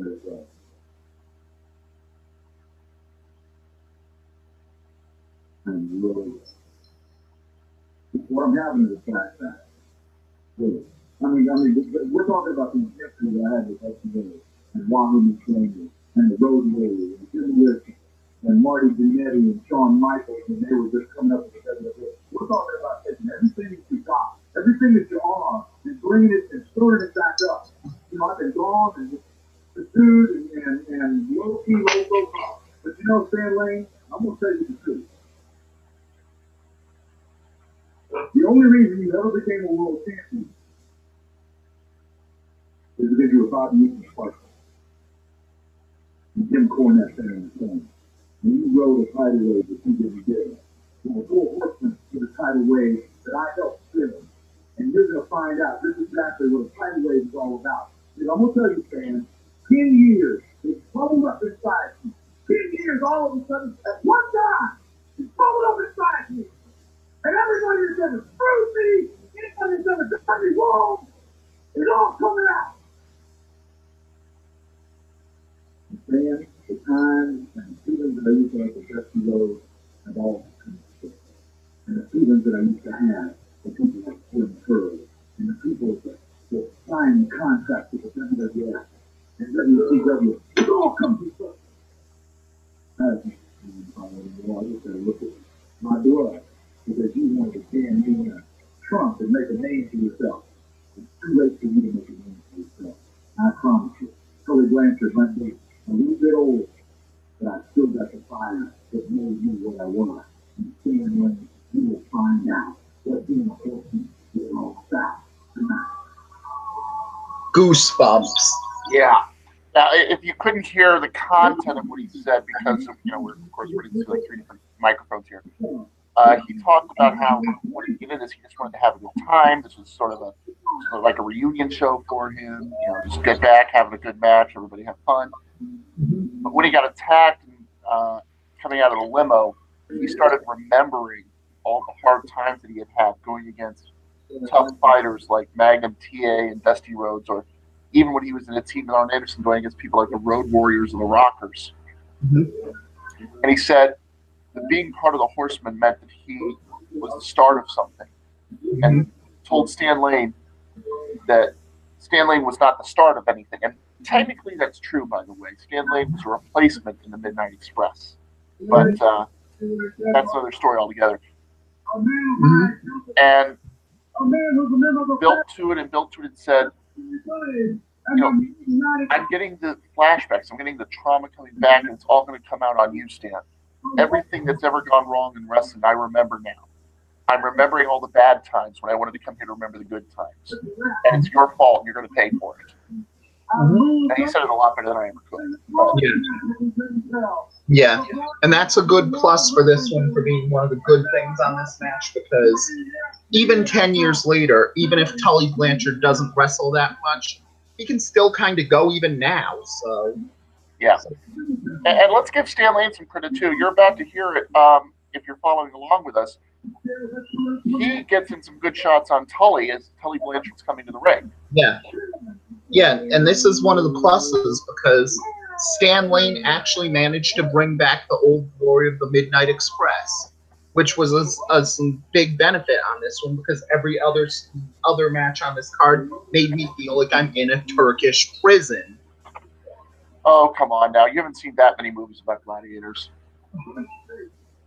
Well, at the very least, even if it's a joke, in 20 years, Tully's daughter would be someone who you want to say, "Oh, Billy! Oh, Billy!"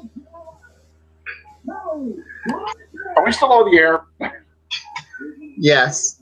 That's one of the differences of this. Of the Los Ingobernables de podcast of it, this would be the ticking time bomb of them. Alrighty then. Now, let's go over one particular line where he said that Stan Lane was riding a tidal wave he didn't start. The Midnight Express were when they began, Bobby Eaton and Dennis Condrey. Beautiful Bobby Eaton and the Loverboy Dennis Condrey. And in fact, that is the team that I is thought it in... was Dennis Condrey and Randy Rose, then Bobby Eaton and Dennis Condrey, then Bobby Eaton and Stan Lane, then Dennis Condrey and Randy Rose attacked them for being the original Midnight Express, as per the famous angle in AWA. Right. I think it was an NWA, but whatever.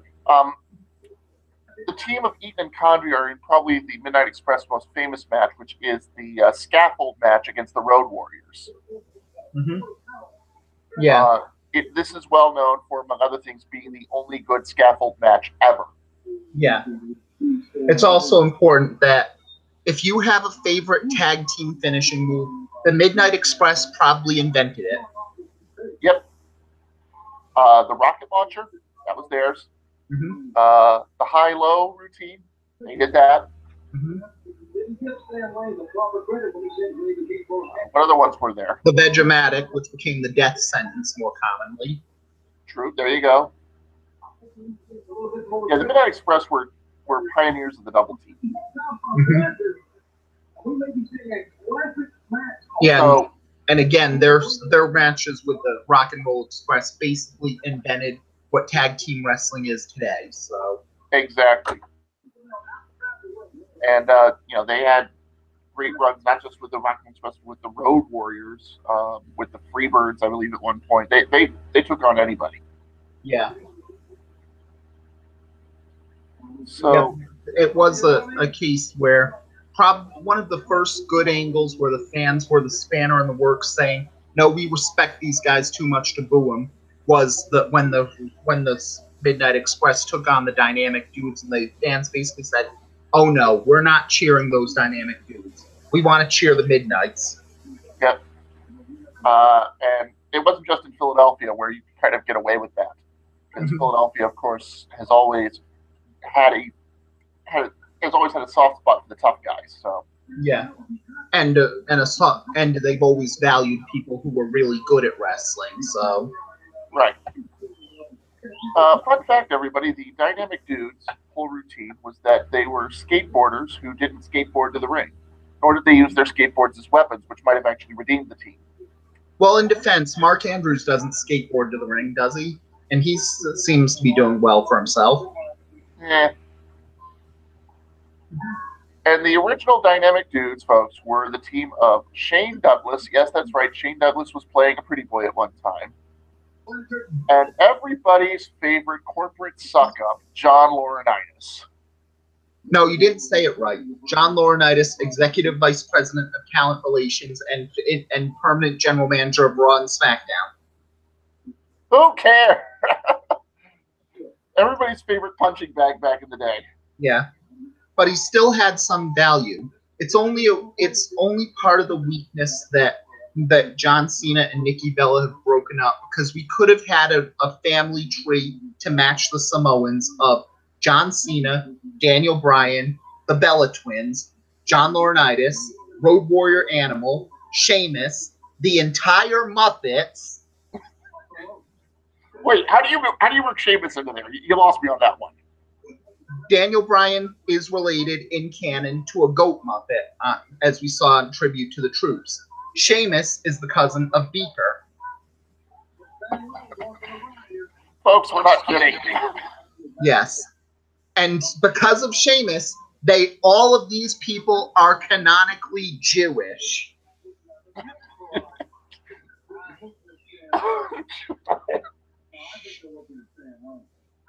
I'm sorry, it's all true. Why do you remember this stuff? Wrestling. Ain't it great? Wrestling is stupid and wonderful. Yeah, okay, so there's a backstory here. Halloween 2011, the Monday Night Raw is invaded by the Muppets, as in the actual original Muppets, because the revival movie was coming out around that time. Christian runs into Beaker backstage and sort of talks a little trash to him. Then Sheamus runs him off, and I swear, the following conversation takes place. Hiya, Baker. Oh, I'm sorry, I can't make the family reunion this year. No, I've been busy. You know how it is.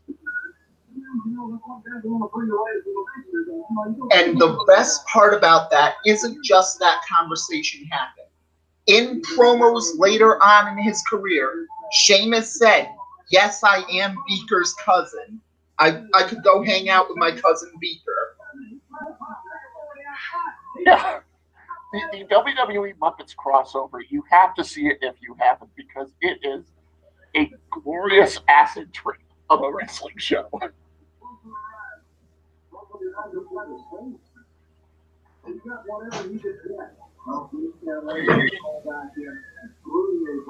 There is no stone that they left unturned. They have Miss Piggy getting into an argument with Vicky Guerrero. They have Animal at ringside as the timekeeper, slamming the bell about 50 times. They have Stellar and Waldorf with box seats in the arena, criticizing all the show. They have Beaker try to make some sort of formula for Santino, and it blows up in his face because it always does. It's so 2012 WWE that they even had Janice smoking up with Evan Bourne backstage. Allegedly. The only thing that I regret is that Miss Piggy did not karate chop somebody through a wall. That would have made everything perfect. No, she did. Oh, that's right. She beat up Hornswoggle. Thank you. Because when you don't know what to do for punchline, send in Hornswoggle. Well, at the very least, remember, Hornswoggle has a Muppets tattoo, so he actually probably wanted that spot. Heck, he was in the second Muppets movie, so... We apologize for ignoring this match, by the way, because it's not that bad a match. Lane and Blanchard appear to have some sort of legitimate animosity toward each other because there's no real ebb and flow to the match. You can see them kind of physically arguing over who's controlling the match. Yeah, and this was a good plus on it because this match wouldn't be out of place on even a national pay-per-view at the time. Both guys knew how to put on a good match, and it was incredibly solid. Well, this match in particular, I think, would be more suited for Raw than it would for a pay-per-view if you're going to go that way. Just because, they still have some issues to work out, and the finish is more suited for Raw than a pay-per-view. Yeah. But yeah, but of the legends on this show, both of these guys were on the high list of people who could still actually go, as opposed to the name value is the last thing to go, but most wrestlers aren't willing to use that name value to put over the next generation. yeah. So yeah, getting back, by the way, to I mentioned the Midnight Express against the Road Warriors in that scaffold match. Fun story about that match. Well, not fun for the people involved, but many people have wondered why Jim Cornette, who has been in the business for as long as he has never really gotten into the ring. This match is actually why, because at the end of the match, Cornette is being chased by Road Warrior Animal, climbs up the scaffold and runs headlong into Hawk. Hawk gets a hold of him and drops him off the scaffold. Now, the idea was that Big Bubba Rogers, the future Big Boss Man, was going to catch Cornette because Cornette had no idea how to fall from that height. He didn't. And Cornette's knee absolutely just died on the landing. In fact, you know, that Cornette was always good at emoting pain, but you can tell he's in legitimate agony when he lands. It's kind of a scary landing.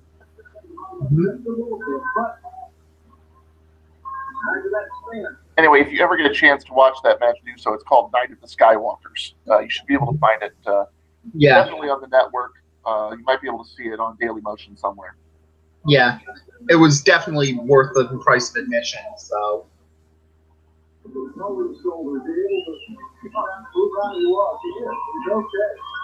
Now, as for Tully Blanchard, he talks about all the. We've already talked. You know, he himself talked about a lot of the rivalries he had. He and his family owned the San Antonio territory where Shawn Michaels first got his start. So, you know, there's sort of a connection there. And in 1989, the Rockers and the team of Blanchard and Anderson had a lot of great matches in the WWE. And meanwhile, on this one, Jim Neidhart and King Kong Bundy are cutting a promo together for no apparent reason. In writing, this is what we call foreshadowing. The fact that they're giving King Kong Bundy this much promo time should tell you something about what his price is. It's also kind of weird that he's the only guy who knows how to talk on the show. But let's not get into it. So here we go. It's time for the No Mercy match between the One Man Gang and Abdullah the Butcher. One Man Gang is the loudest person in wrestling. Yes.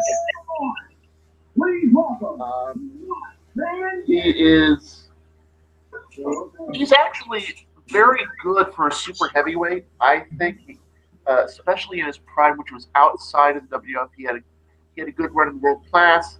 He spent some time in the AWA. He came to the WWF. He was moderately successful, and then Vince had a really bad idea. Yeah, and he decided to turn him into Akeem, whose entire gimmick was cultural appropriation. Now, let's be fair here. His entire gimmick was that he was a white guy who pretended and would dance and jive his way to the ring. There is absolutely no way this was not a prank on Dusty Rhodes. Yes. And honestly, it was a problem because if you think about it, the one-man gang gimmick doesn't really sound like a good national gimmick in itself. So you could buy repackaging the guy, but you have any possible way to do it, and you decide, white guy who speaks jive. And is managed by the Doctor of Style Slick, who was the closest thing to a caricature at the time. Like, I love the guy, and I love his entrance music, Jive Soul Bro. Yeah, but even Jive Soul Bro was basically a caricature. Oh, God, it would never fly nowadays. Huge pictures of his lips and had big shows of him being fried chicken. Don't forget the fact that Slick's gimmick, no one wanted to accept it, but yeah, he was totally a pimp.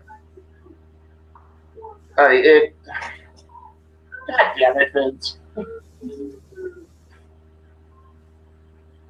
But Slick made it work, and he left for a while. He basically found God. He became a preacher. He came back, and they introduced him as the Reverend Slick, which is probably my favorite funny thing to say in the world. Yeah, and now he's a great reverend, and he's become someone who's relatively good on the family of WWE. And of all the '80s managers, he's the only guy who's not in the Hall of Fame. Maybe he should be. I'd put him in before Mr. Fuji, to be honest with you. Yeah. Which is spoken as we have Abdullah the Butcher managed by a guy who either badly wants to be Slick or badly wants to be Gaddafi. I'm not actually. The guy is Honest John Cheatham. He's somebody I'd actually heard of. He badly wants to be Brother Love.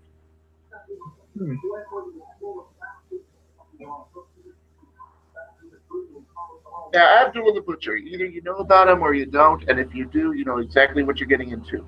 Yeah. Basically, he is he's a 400-pounder who claims to be from the Sudan, and whose entire thing is that he doesn't wrestle, he just tries to. Yeah. He's a great practitioner of the great song. It hurts to be in love when the only one who you love turns out to be someone who stabs you with a fork. Yes. And thanks for not singing, by the way.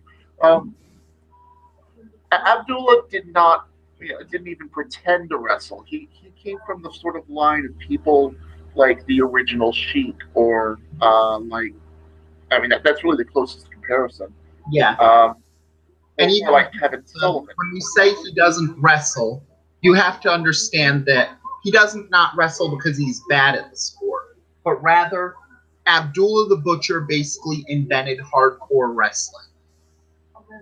Yeah, his entire thing was that he cheated from bell to bell. Mm-hmm. Yeah. Yeah, guys like him and the original Sheik are basically proto-hardcore, so... They both follow kind of the same template, which is they'd be brought in by a heel manager, they would beat up the hero, they would bloody him, they would put him on the shelf while the hero went off to Japan or some other place. And meanwhile, Butcher's already seems to be bleeding from the first choke of his chain. Well, that's how he is. Mm-hmm. Anyway, then the hero would come back. They'd have the big final match. The hero would win. Abdullah would be banished. He'd go somewhere else and do the whole routine all over again. Mm-hmm. By the way, I think it goes without saying that Abdullah the Butcher and Mick Foley are very close friends. Yeah. Of course they are. Mm-hmm. That crazy bastard. Mm-hmm.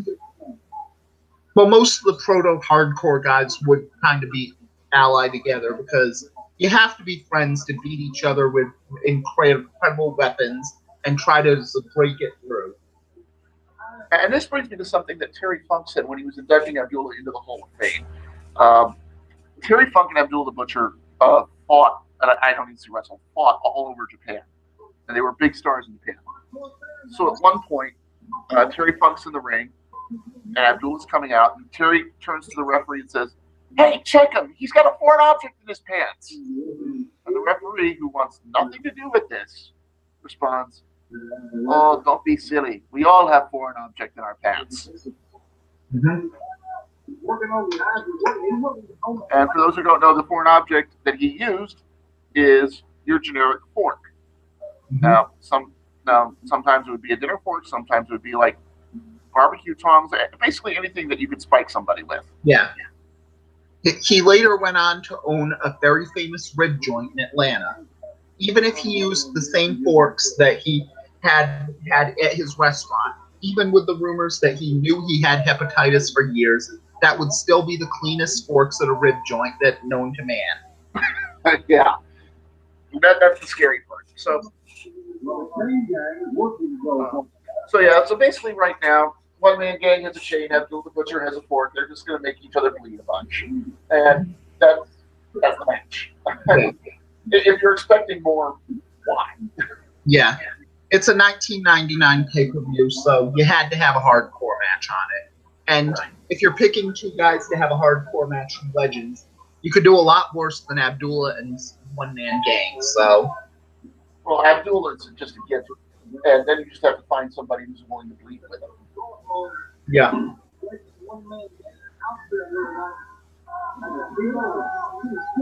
So yeah, and that's one man gang. By the way, is the answer to a very famous WWE trivia question, which is, who was the last man out of the first Royal Rumble?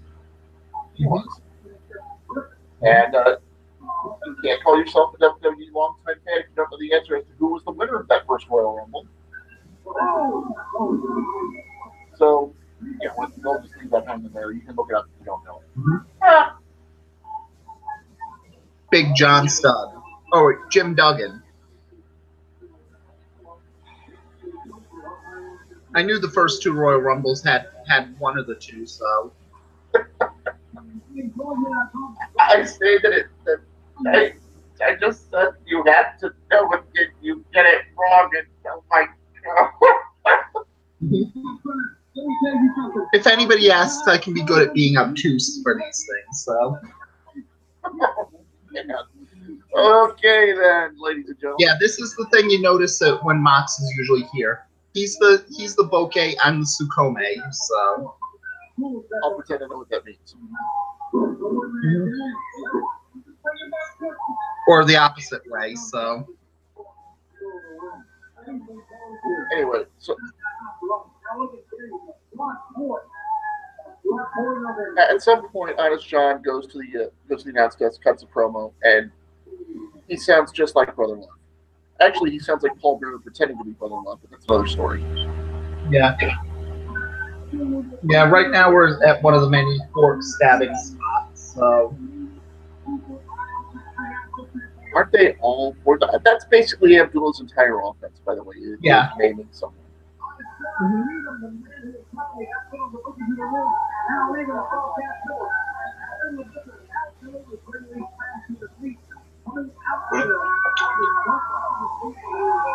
And once again, the incredible production staff catches Abdullah the Butcher throw the fork out of the ring.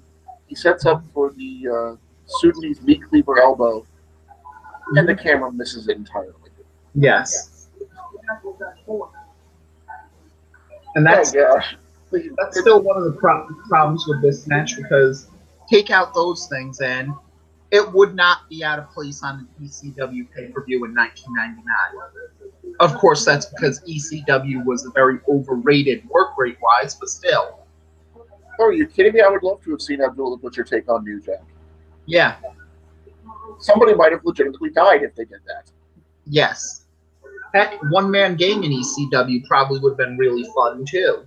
Actually, One Man Gang was in ECW in, like, 98. Ah.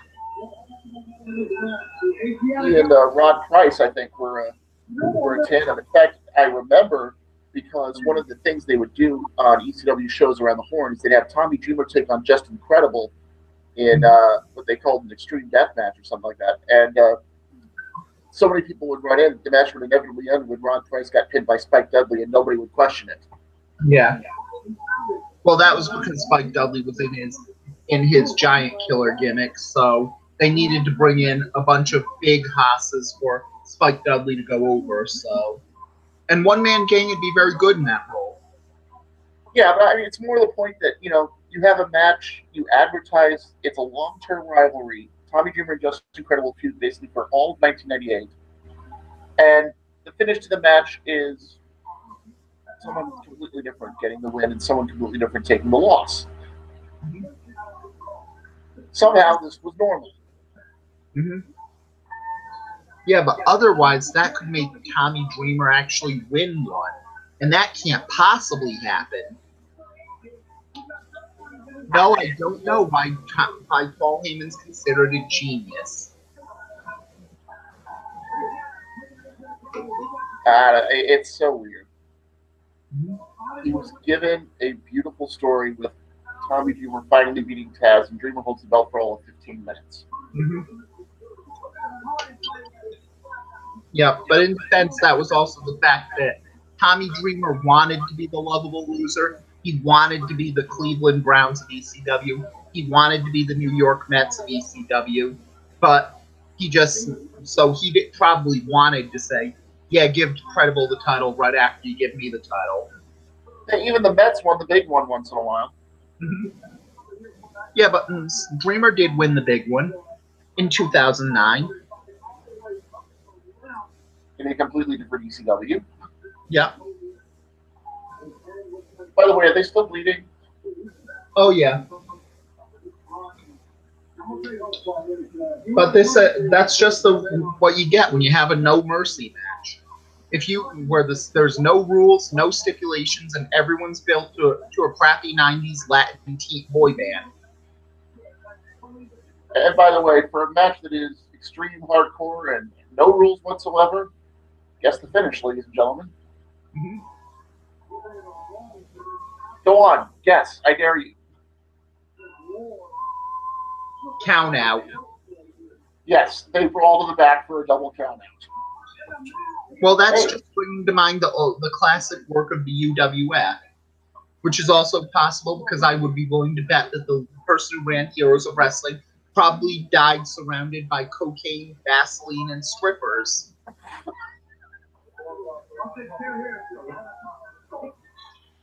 Oh, gosh.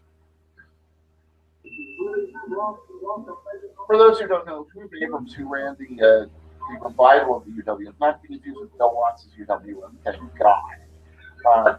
Herb Abrams was, even by wrestling standards, completely insane. And yes, he actually suffered a cocaine-induced heart attack while he was spending time with a hooker, apparently. Just when you think wrestling has seen it all, we introduce something new, right? Mm-hmm.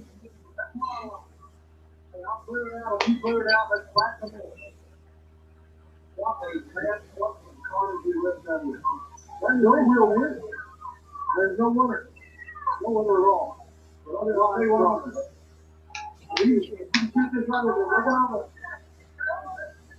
By the way, one thing I've noticed here is that when the two wrestlers came over to the announce table, Dutch Mantel immediately threw Randy Rosenbloom into the fray. It was beautiful. Yes.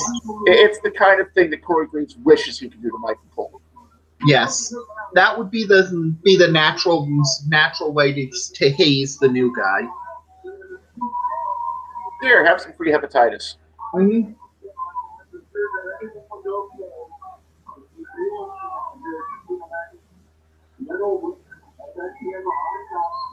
So, and now we're up to the new news point where we have Bob Orton and cheating at cards. Yes, that's how they set up the Orton-Snooker match. Bob Orton was cheating at poker in a game with Captain Lou, and Snooker was involved, and they got into a fight in the casino, and, you know, as one-off angles go, that's okay. Whatever, you know. I don't even see why it is, because you don't need that much to make Orton versus Snooker. Orton was Piper's second at WrestleMania 1. Snooker was Hogan's second at WrestleMania 1. They never really fought each other. Have them fight. There. Boom. You did it. Pass the cocaine. Hey, don't say it on this show. I take it literally. Actually, that's a good question. Of all the people we've seen on this show, who would be most likely to consume the cocaine? Is there a vote for all of them? I mean, if I had to pick one, it would be Scorpio, though. Yeah. Yeah, I could definitely buy Scorpio being paid in an 8-ball, so. The real question is what quality you could get in Mississippi. That's more of a methamphetamines place than a cocaine place. Yeah, but this is 1999. The opioid epidemic hadn't really hit rural areas enough for it to be a big here. Even so, everybody who's worth their salt in the bayous had a lab, so. Yeah.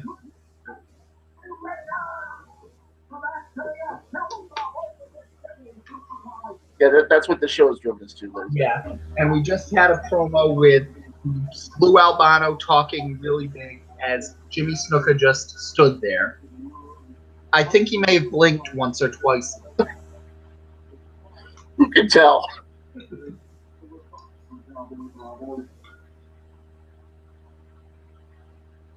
here I go. Trying to. And now Bob Orton is pleading innocence. And by the way, I will say this. If you're going to book a Legends Tour show and you're going to put Bob Orton on it, can't you at least insist he wear a cast again? Yeah. And this is actually one of the things to keep in mind for the whole show so far. Bob Orton is the only person on this card who ended up getting a sustained run in the WWE following this show. Think about that, ladies and gentlemen. And even his sustained run was only for about a year. Right. Well, that's probably all that they could. That's probably a good thing. So. Yeah. Of course, the story of Bob Orton in WWE in 2005 is hilarious. It includes, for example, the fact that he was essentially Juventud Guerrero's babysitter because nobody else in the locker room liked the guy. And he got fired because, well, he had hepatitis and did not tell the people he was working with about it. And one of those people was The Undertaker. And, ooh, that's not the guy you want to get upset about something. Yes. And I think that actually Bob Orton told that he had a hepatitis, but the person who was his road agent didn't tell Undertaker. That road agent? You guessed it, John Laurinaitis, Executive Vice President of Talent Relations and General Manager of Raw and SmackDown. Keep being a tool, Johnny. Keep being a tool.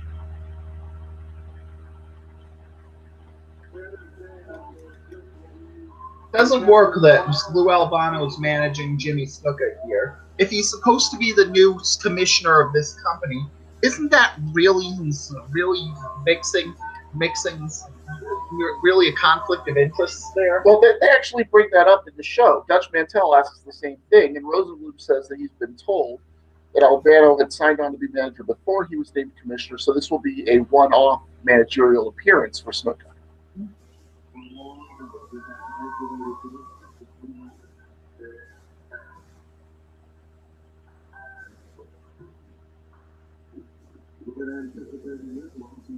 So, yes, they thought of that.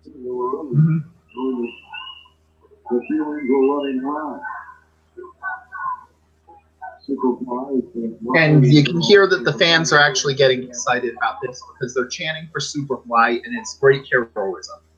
We remind you, Superfly Jimmy Snuka probably murdered Nancy Argentino. Is there even a probably about it at this point? Probably not. And for those wondering how we got away with it for so long, urban legend is that Vince was at the scene of the crime and convinced Snuka to go into character so that he wouldn't, because he couldn't, talk to the police. Yes. Vince McMahon is a man of many contradictions. Yes. Vince McMahon is a complex human being.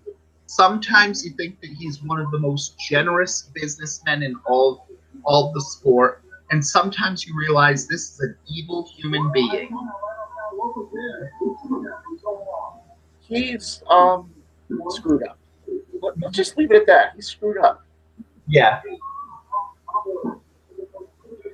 Bear in mind, we are about to have now, more or less verbatim, a conversation that actually happened in 2006.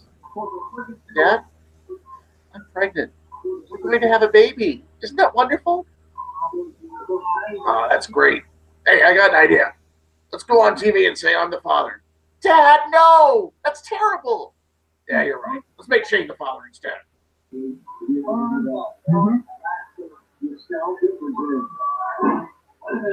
Yes, that's one of the big problems there, because Vince McMahon is messed up.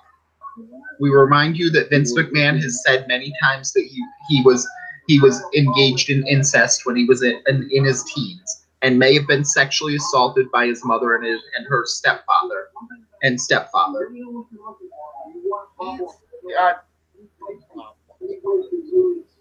But at the very least, you can at least buy why Vince McMahon would see it as a good thing to be in a sexual relationship with his daughter.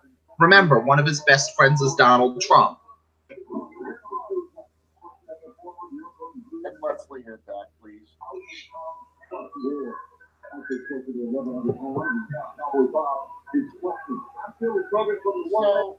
meanwhile, in the match, Snuka's getting some good offense in. He's controlling. He gets a few quick cradles on Orton.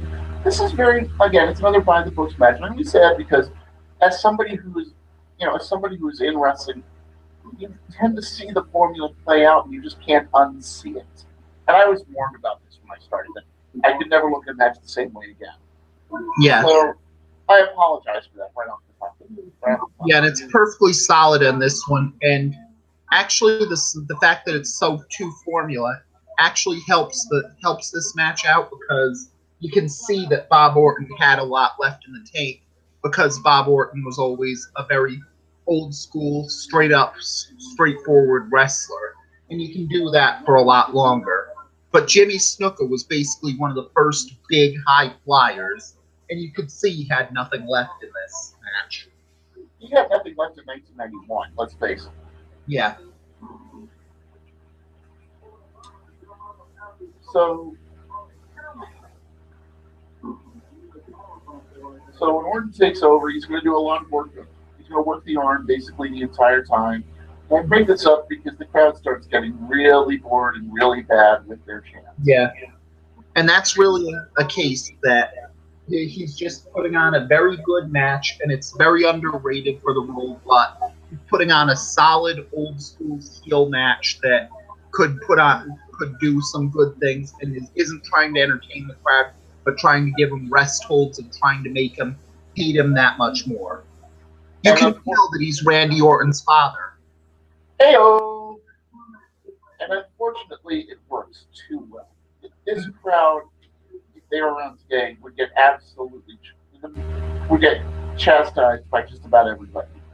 Mm-hmm.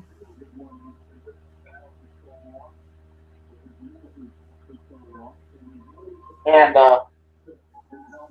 what the stuff they say is barely tolerable with that, and it's absolutely pathetic now. Mm-hmm.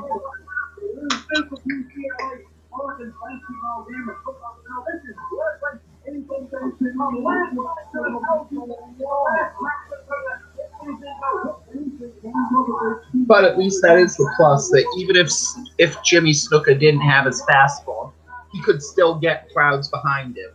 Heck, he was able to get crowds behind him as late as 2008 Royal Rumble. So, right. And the best thing about it is, it's just show up, pose, jump, leave. That's basically all he had to do. mm-hmm.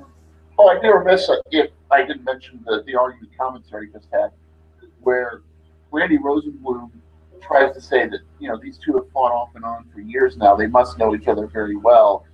And Dutch Mantel takes offense to that, which I just find kind of funny. Mm-hmm. I mean, of all the things that's bad about that's what you do, the idea that two people would be familiar with each other as opponents, come on. What the heck, dude? Mm-hmm.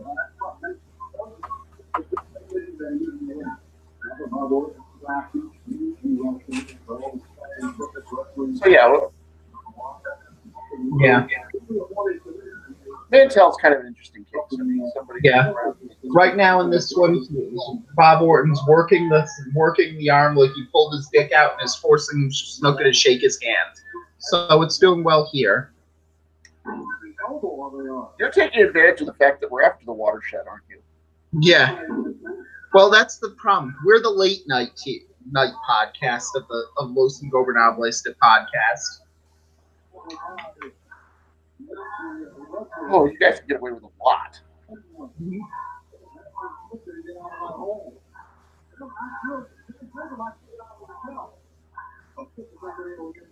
So right about this time, the crowd starts getting antsy. They start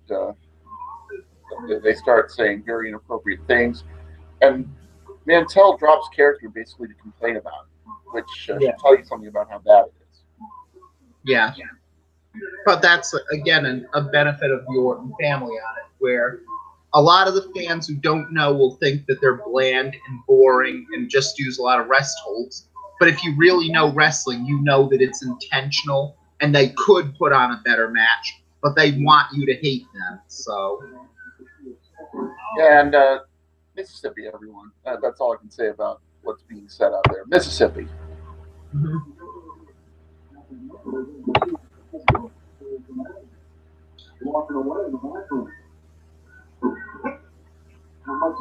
By the way, the fact that we're going over years of wrestling like this, is this going to get you in trouble with the rest of the Ingobernables? I don't think so. I hope it won't. But at the very least, I tried to tell Mox beforehand on it. Then I texted him and got the info beforehand. So hopefully it'll work Friday. But most of the time they don't show up. And either way, this one's getting the irreverent podcast of them all. So We're just throwing stuff at the wall, seeing what sticks. We have no idea what we're doing. yeah. Well, I actually kind of know what I'm doing, but I choose not to. I'm used to that several times. Mm-hmm. That is absolutely how you are. You can't break the rules if you don't know the rules, so.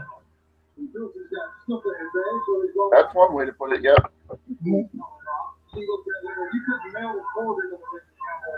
And of course, the other thing is, if you are the Ingobernables podcast, they're not going to care that we're going over Heroes of Wrestling. Yeah.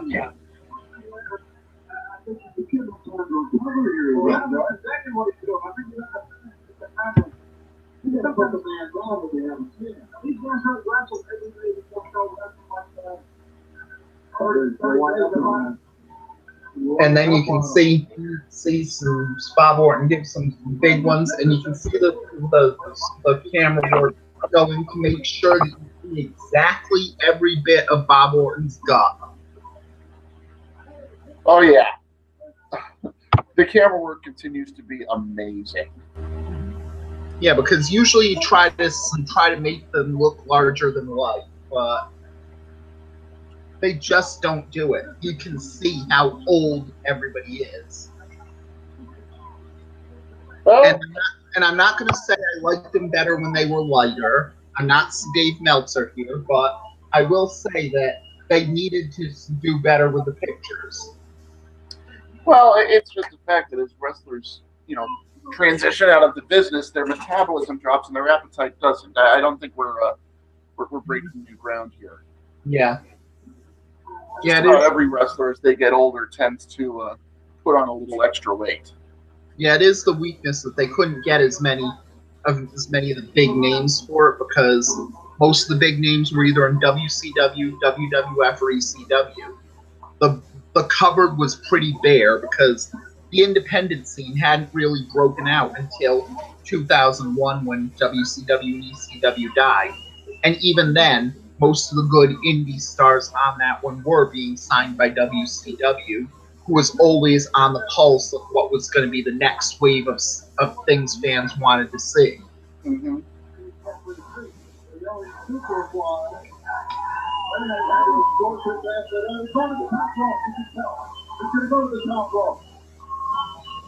But even if it says something that this show had stuff where sometimes it had good matches and sometimes it was, did the ICP's match shows actually outdo this show in many cases? Well, which ICP? What are you talking about? When they started their promotion? Yeah. Well, the good thing about it is if you go back and watch the debut DVD of the ICP's promotion, it's pretty clear that that the whole thing is tongue in cheek. That they're just they're making fun of what they're doing. Mm-hmm. Yeah, and heck, some of the ICP wrestlers who were unknowns actually made something of them. Heck, an ICP random show was the first time I saw Chris Hero, for example. Yeah, he was one of the guys who they just threw him out there to see what would happen. Mm-hmm. I know that IDB Mid-South mainstay Mitch Page got started with the ICP. Yeah. Mm-hmm. And the main event of the first ICP show had the Clowns themselves going against a pair of guys disguised as Doink, one of whom, by the way, is Truth Martini. Yep. And it became a pretty big deal. Gives the fans what they wanted.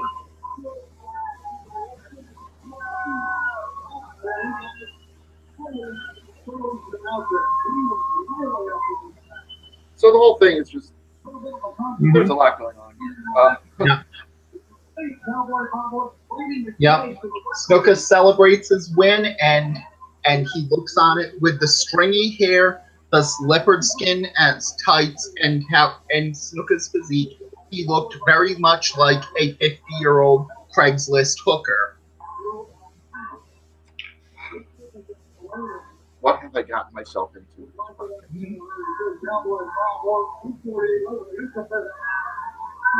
My gosh.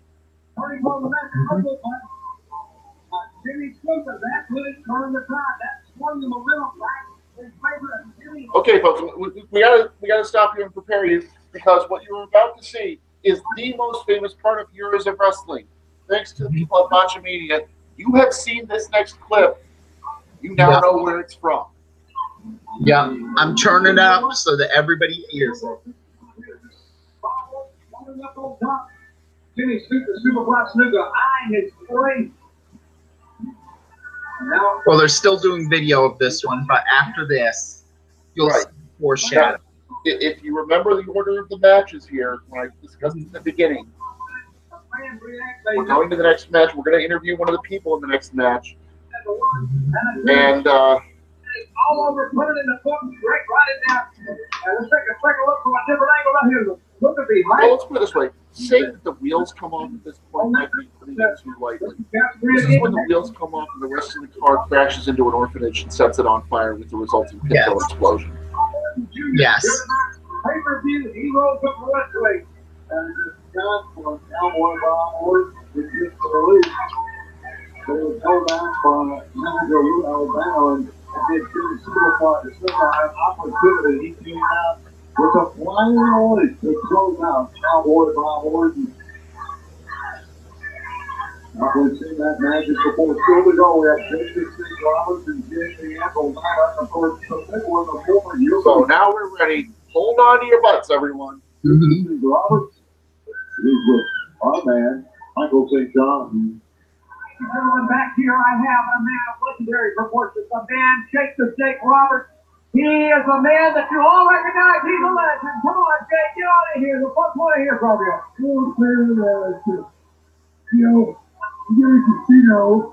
Everybody can go, gosh, the serious is bad. Let me tell you something, man. Look, you don't want to play hard as a game without cheat.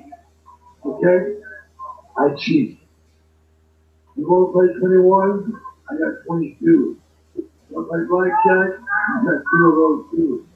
You want to play 8 and 8? We got 2 of those too. All right. You're not gamble with it. Only thing you gamble with this. If you want to be a casino, if you want to gamble, the main thing is you do like this. To gamble, you must accept losing. I don't accept losing. And here's the stadium. Damien, my friend. My friend Damien is right here.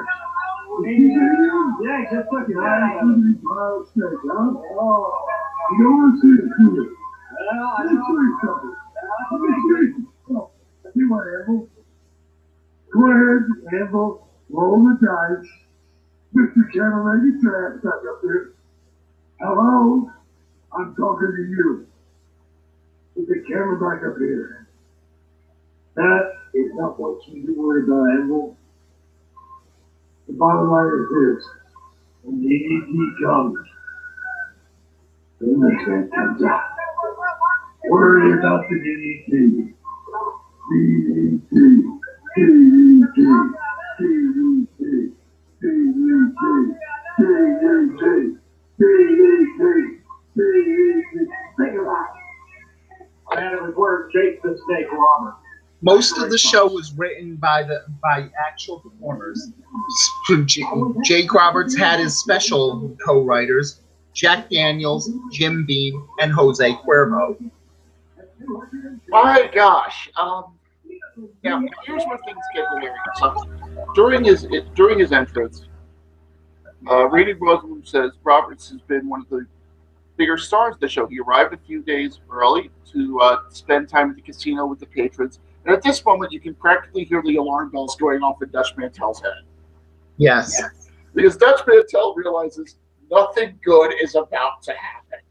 Yes. If you think that Victory Road 2011 was the site of someone hitting rock bottom, I point you to Heroes of Wrestling 1999.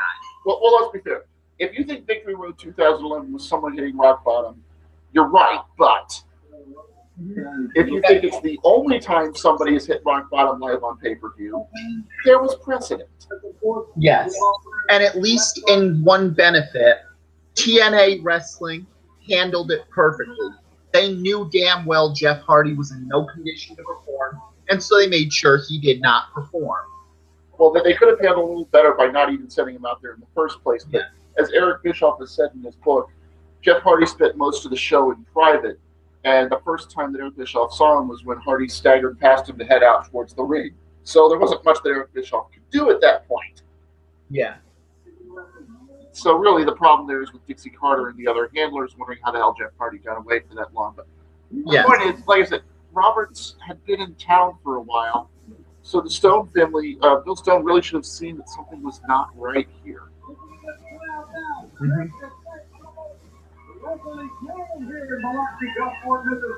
Now, Jimmy Neidhart, of course, recently passed away. Everybody, yes. So we've all seen the retrospectives on him. We don't have to tell you about his career. Jake Roberts, one of the most famous people in wrestling. We don't have to tell you about his career, which is good because we can just spend the time talking at the incredibly bad decisions being made. Yes.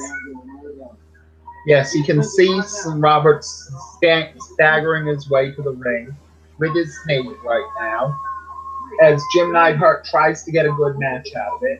And in this time period, Neidhart was actually motivated. He was released by WWE, and he truly believed that by taking the side of WWF after the Owen Hart scandal, they were going to give him a contract. So he was motivated to try and prove he could be a good performer again. Mm-hmm. Jake Roberts was not in that mode at this time. No, and in fact, here's one of the best parts. Mantel during the entrance mentions that Roberts has been through a lot in his life. He had a rough upbringing. This is true, by the way. His father is an even bigger piece of shit than he is. And, you know, that Roberts has had his demons and that he's tried to battle them. And the more you hear Mantel talk, the more you realize that he's practically sending code words to the back of, why the hell did you send this man out here? What is wrong with you people? Yes.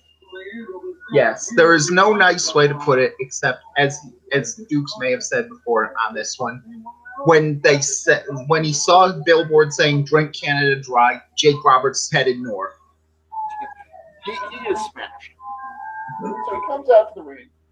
He sits Damien down in the corner. He heads to the back. He removes his shirt. He comes back out. Don't ask me why. He stops at ringside. He lets a woman fondle him. I'm not making this up. Yeah. And then during the match, things get even worse. Yes. And when it happens, I'll let you talk about it. Of course, it looks like someone's mom fondling him. So because he probably doesn't know at this point. You can see his bald spot going through. He's still staggering. Jim Neidhart is probably looking at this and thinking, in 20 years, my nephew Teddy's going to be like this.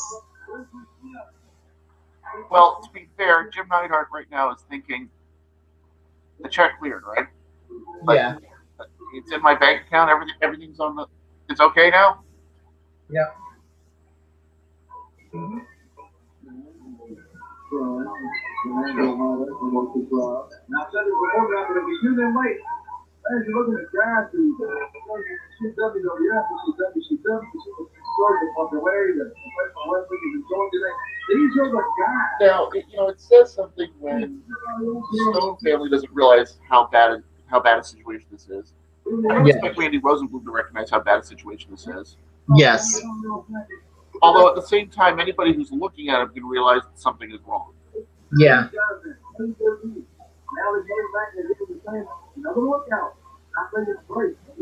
This is as bad as, we compare it to Jeff Hardy in 2011, and that's a very fair comparison. Yeah. It's a similar amount of panic if you're a promoter. Yeah. And that the fact there wasn't this panic was the biggest epitaph for Heroes of Wrestling. It's amazing that nobody really took the lead here, but it shows that you have people. And it's not like people didn't know about Jake Roberts' demons. He said his demons in his 1996 angle. At the time this was made, the movie Beyond the Mat had just came out, and everyone knew that Jake Roberts had some serious demons at that time. They had no excuse but to know this. Heck, they probably booked Roberts because of the success of Beyond the Mat. And, to think that they could trust him alone for that long. And this is not to let Jake off the hook. Jake absolutely was a fuck up at the time. Mm-hmm. And we're not telling you anything he wouldn't tell you. Yeah. Yeah, and honestly, we can make jokes about this because there was a happy ending in Jake Roberts' situation. He found DDP yoga, and he's gotten better, and now he seems to have gotten into a better place. Aside from the times he tries to proposition Bray Wyatt. But that's not another story. Yeah, let's not talk about that one. Between Jake Roberts and Razor Ramon, DDP being in the Hall of Fame isn't enough. DDP should be nominated for sainthood. Yeah. Because those are legitimate miracles. Yeah. And if you think we're kidding, just wait. You'll know exactly when to jump in here, Greene. We're going to discuss the precise moment when everybody realizes that Jake Roberts is hit rock bottom. Yes. You can actually find it, the 1 minute stretch where things have gone so horribly wrong. Yeah, like in The Simpsons, if you freeze frame the TV, you can pinpoint the exact moment that Jake Roberts hits rock bottom. It's fascinating. It is also kind of horrifying. Just botched his signature move, the DDT, that Roberts himself has admitted he discovered because he was high and just brought backwards in a headlock. Hey, whatever works. Yep. Yeah, they're trying to have a match here. Neidhart's trying to wrestle somebody who doesn't know what planet he's on. Yeah. Yeah, it says something that Jim Neidhart isn't the crazy one in this match. That should say something because Neidhart was always good at playing crazy. Right. There's been no maniacal laughter. There's been no mind games. I mean, as soon as Roberts came out, Neidhart just looked at him, and you could hear him think, "Uh-oh." Yeah. Yep, and if it happens the week that he died on this one, this would be one of Neidhart's best moments on it, by trying to pull Roberts to something watchable with this. Well, there has to be some. The only problem is that it's just not working. Yeah. And Jake Roberts brings out the snake, and here we go. Yeah, and here you can see where Jake Roberts hits rock bottom. He is using his snake as a penis. We are not joking, everyone. He is sticking Damien between his legs and petting him. And now he's just lying down, and he is. I think he's trying to get to first base with his snake. Mm-hmm. Drugs are a hell of a drug. Let's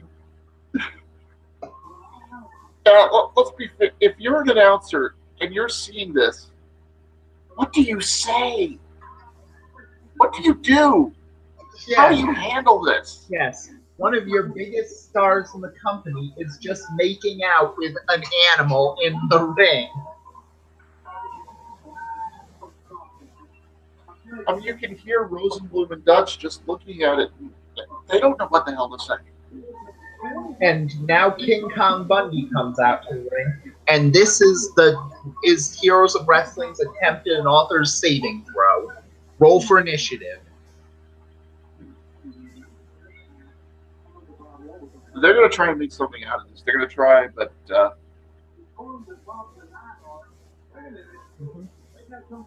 and Bundy is talking with Neidhart, so right. At some point, Neidhart is going to get Jake in a chin lock and basically say, "What the fuck is wrong with you, dude?"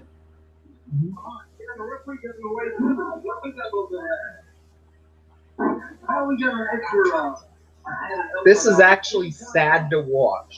This isn't even a funny so bad it's good. This isn't even a so bad it's horrible. This is it's just sad. Yeah.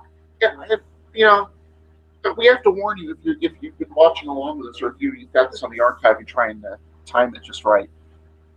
You're probably not having a good time right now. Yeah. Because there's just nothing that anyone can do in this. There's nothing Jim Neidhart can do. There's nothing King Kong Bundy can do. Yeah. They're just working with somebody who's incapable of being. King Kong Bundy, Jim Neidhart, eventually Yokozuna, the referee. They have to deal with Jake Roberts here. Yeah. By the way, sorry to ruin that, but their attempt to save something from this is basically to take the main event and fold it into this match. Mm-hmm. Which is probably all the same, because Yokozuna and King Kong Bundy would just be 10 minutes of the two of them staring at each other and exchanging shots. So you're not missing much. Yeah. A shame, because King Kong Bundy versus Yokozuna could probably be a interesting match. Not a good match, but an interesting match. Oh, sure. I mean, there's nothing wrong with building an entire match around two guys where the first one to fall down loses. Yeah. That's always a good thing. Yep.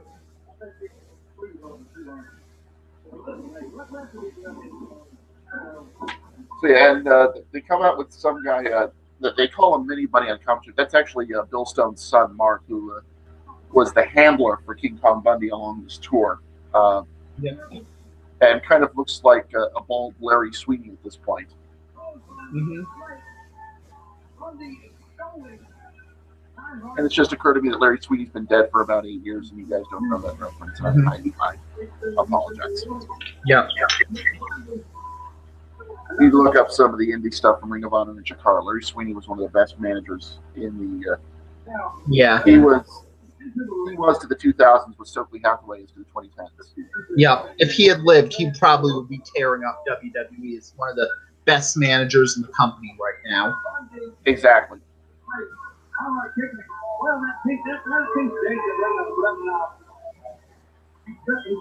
So right about now, everybody's basically choking out Jake Roberts and using that time to try and tell him that plans have changed because you are. And now Yokozuna's waddling his way to the ring, so the author's saving throw is complete. Yeah, and suddenly is a relevant term in this case. Mm-hmm. Now, Yokozuna had some benefits on his own, where while Jake Roberts had his problems where he went through his drinking issues and his drug issues, Yokozuna had his own problem where I heard one time he went to a restaurant and ate everything in the restaurant, and they had to close the restaurant. If that's a reference, I don't get it. But the point is, Yokozuna at this time decided he was going to try and be quite literally the biggest thing on the wrestling scene. He's probably around 700, 725 at this point. Yes. I hope this ring can hold these guys. Now we're over 300. Defying the odds, he's actually the first person to die from this show. Yeah. And when I say defying the odds, it's because if you've been watching right now, you would have sworn that Jake Roberts died within a week of this thing. Yeah. Yeah, and it says something that until just this week, Yokozuna was the only deceased person in this match, which is a miracle if you see Jake Roberts in it. It really is, and we hate to harp on it, but this is the reason that Heroes of Wrestling is so infamous. you know, if Jake is sober, this is a bad show, but a harmless show. And Yeah. you know, it's an experiment. They tried. It doesn't work. Lesson learned. We move on. Yeah. If Jake was sober, him and Neidhart could have put on a decent match. And even if Yokozuna and King Kong Bundy wouldn't be a great match, it would be a good spectacle. And that's a perfectly cromulent reason for a good match too. So Right. the show could have ended fine, but it was Jake Roberts who destroyed it.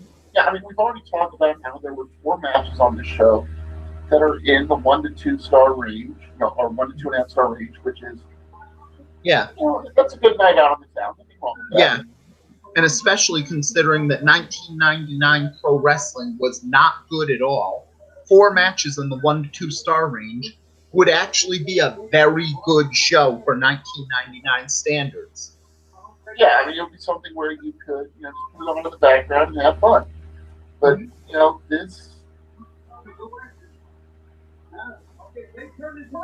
if this show is to be compared to the Star Wars Legacy, we are in the middle of the holiday special. Yeah. And that's really the tragic thing about this, because aside from this match, that show could have been a good one. It's this match that's Star Wars Holiday Special bad. And like I mentioned at the beginning, the goal that the Stones had from this was to get about 50,000 pay-per-view buys. And they got about 30,000, and so they couldn't exactly keep it up. They couldn't make money off of it. So this wound up being a one-time event. And that was going to happen no matter what happens in this match. But bad publicity Yeah, but that's also the case where a lot of the 1999-2000 shows which tried to do this, it was the same with the Australian show where they had Dennis Rodman as their world champion, was very similar to this, where they tried to do it, but the talent just wasn't there to have a good show. Yeah. And it was doubled because Australia didn't break out until the 21st century on it to have some talent of their own. So you had to use legends for that show. Right, and that's the nice thing is that really when you get the people who really turn Australian wrestling around are Madison Eagles, who has trained a lot of great wrestlers, and Shane Thorne and Nick Miller, the Mighty. Yeah. Bear in mind, before that, the signature Australian wrestler was Nathan Jones, who, as wrestlers go, is a pretty good stuntman. I mean, he's an actor. He's not. He really didn't. Anyway, that's another story. Yeah. Yeah, basically it was just the kid. And that would probably be a future one if I can find my copy of Rodman World Tour in Australia. So. Oh, man. Looking at the dollar DVDs in 2007 had its benefits, but I probably long lost that one, so. You have a strange definition of benefits, my friend. Yes. Times like this that I really do appreciate the award-winning network. Yeah.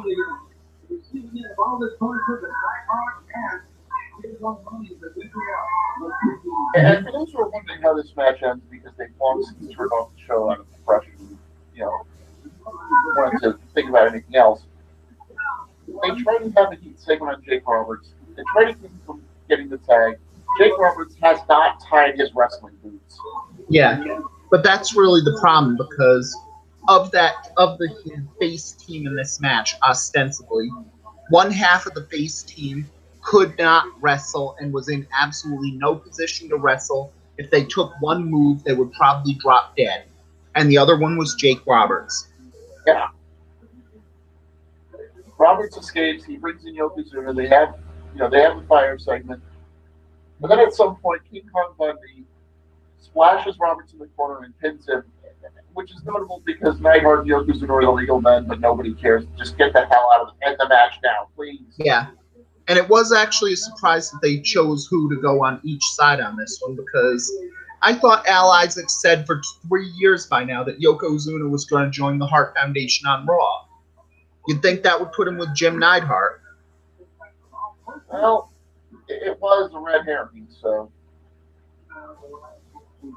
So anyway, this match is a very special match for me. You've heard of a bad match on before. I don't care what match you use on this one. Jenna Maraska versus Sharmell. Any Roman Reigns match because you don't like it. The Living Dead Girls match from this one. The match between two yard-tards at a shindy. This is the worst match in wrestling history. It's just not even fun to watch. This isn't even something that you can watch with your friends and laugh at. This is just a tragedy watching it. You'd probably get more joy watching the Owen Hart fall than you would get watching this match. Because at least a Faces of Death fan could probably enjoy that. This isn't even that.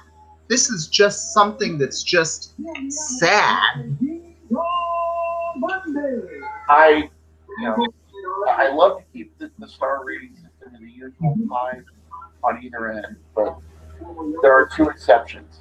One of them is for Randy Savage and Ultimate Glory, which I give the honorary 6-star rating to, and this match gets my honorary rating -6 stars.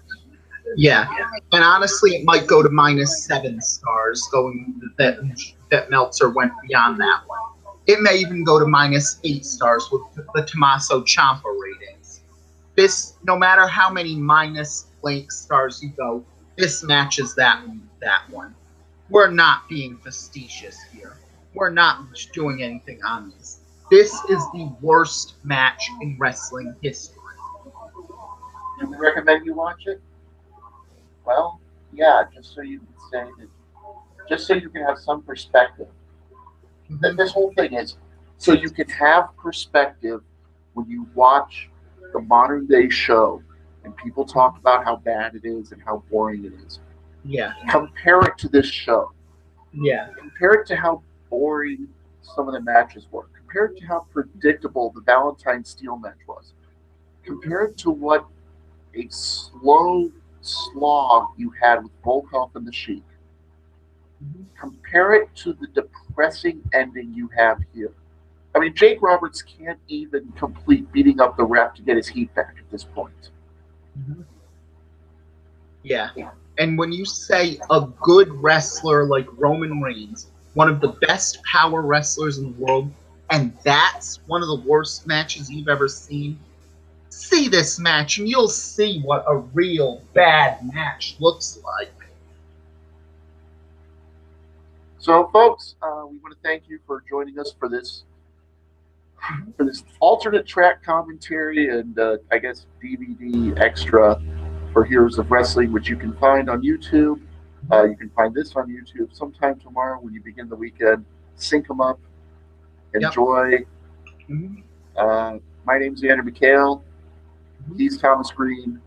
Yep. Your regularly scheduled program will continue later in the week as the march towards SummerSlam continues.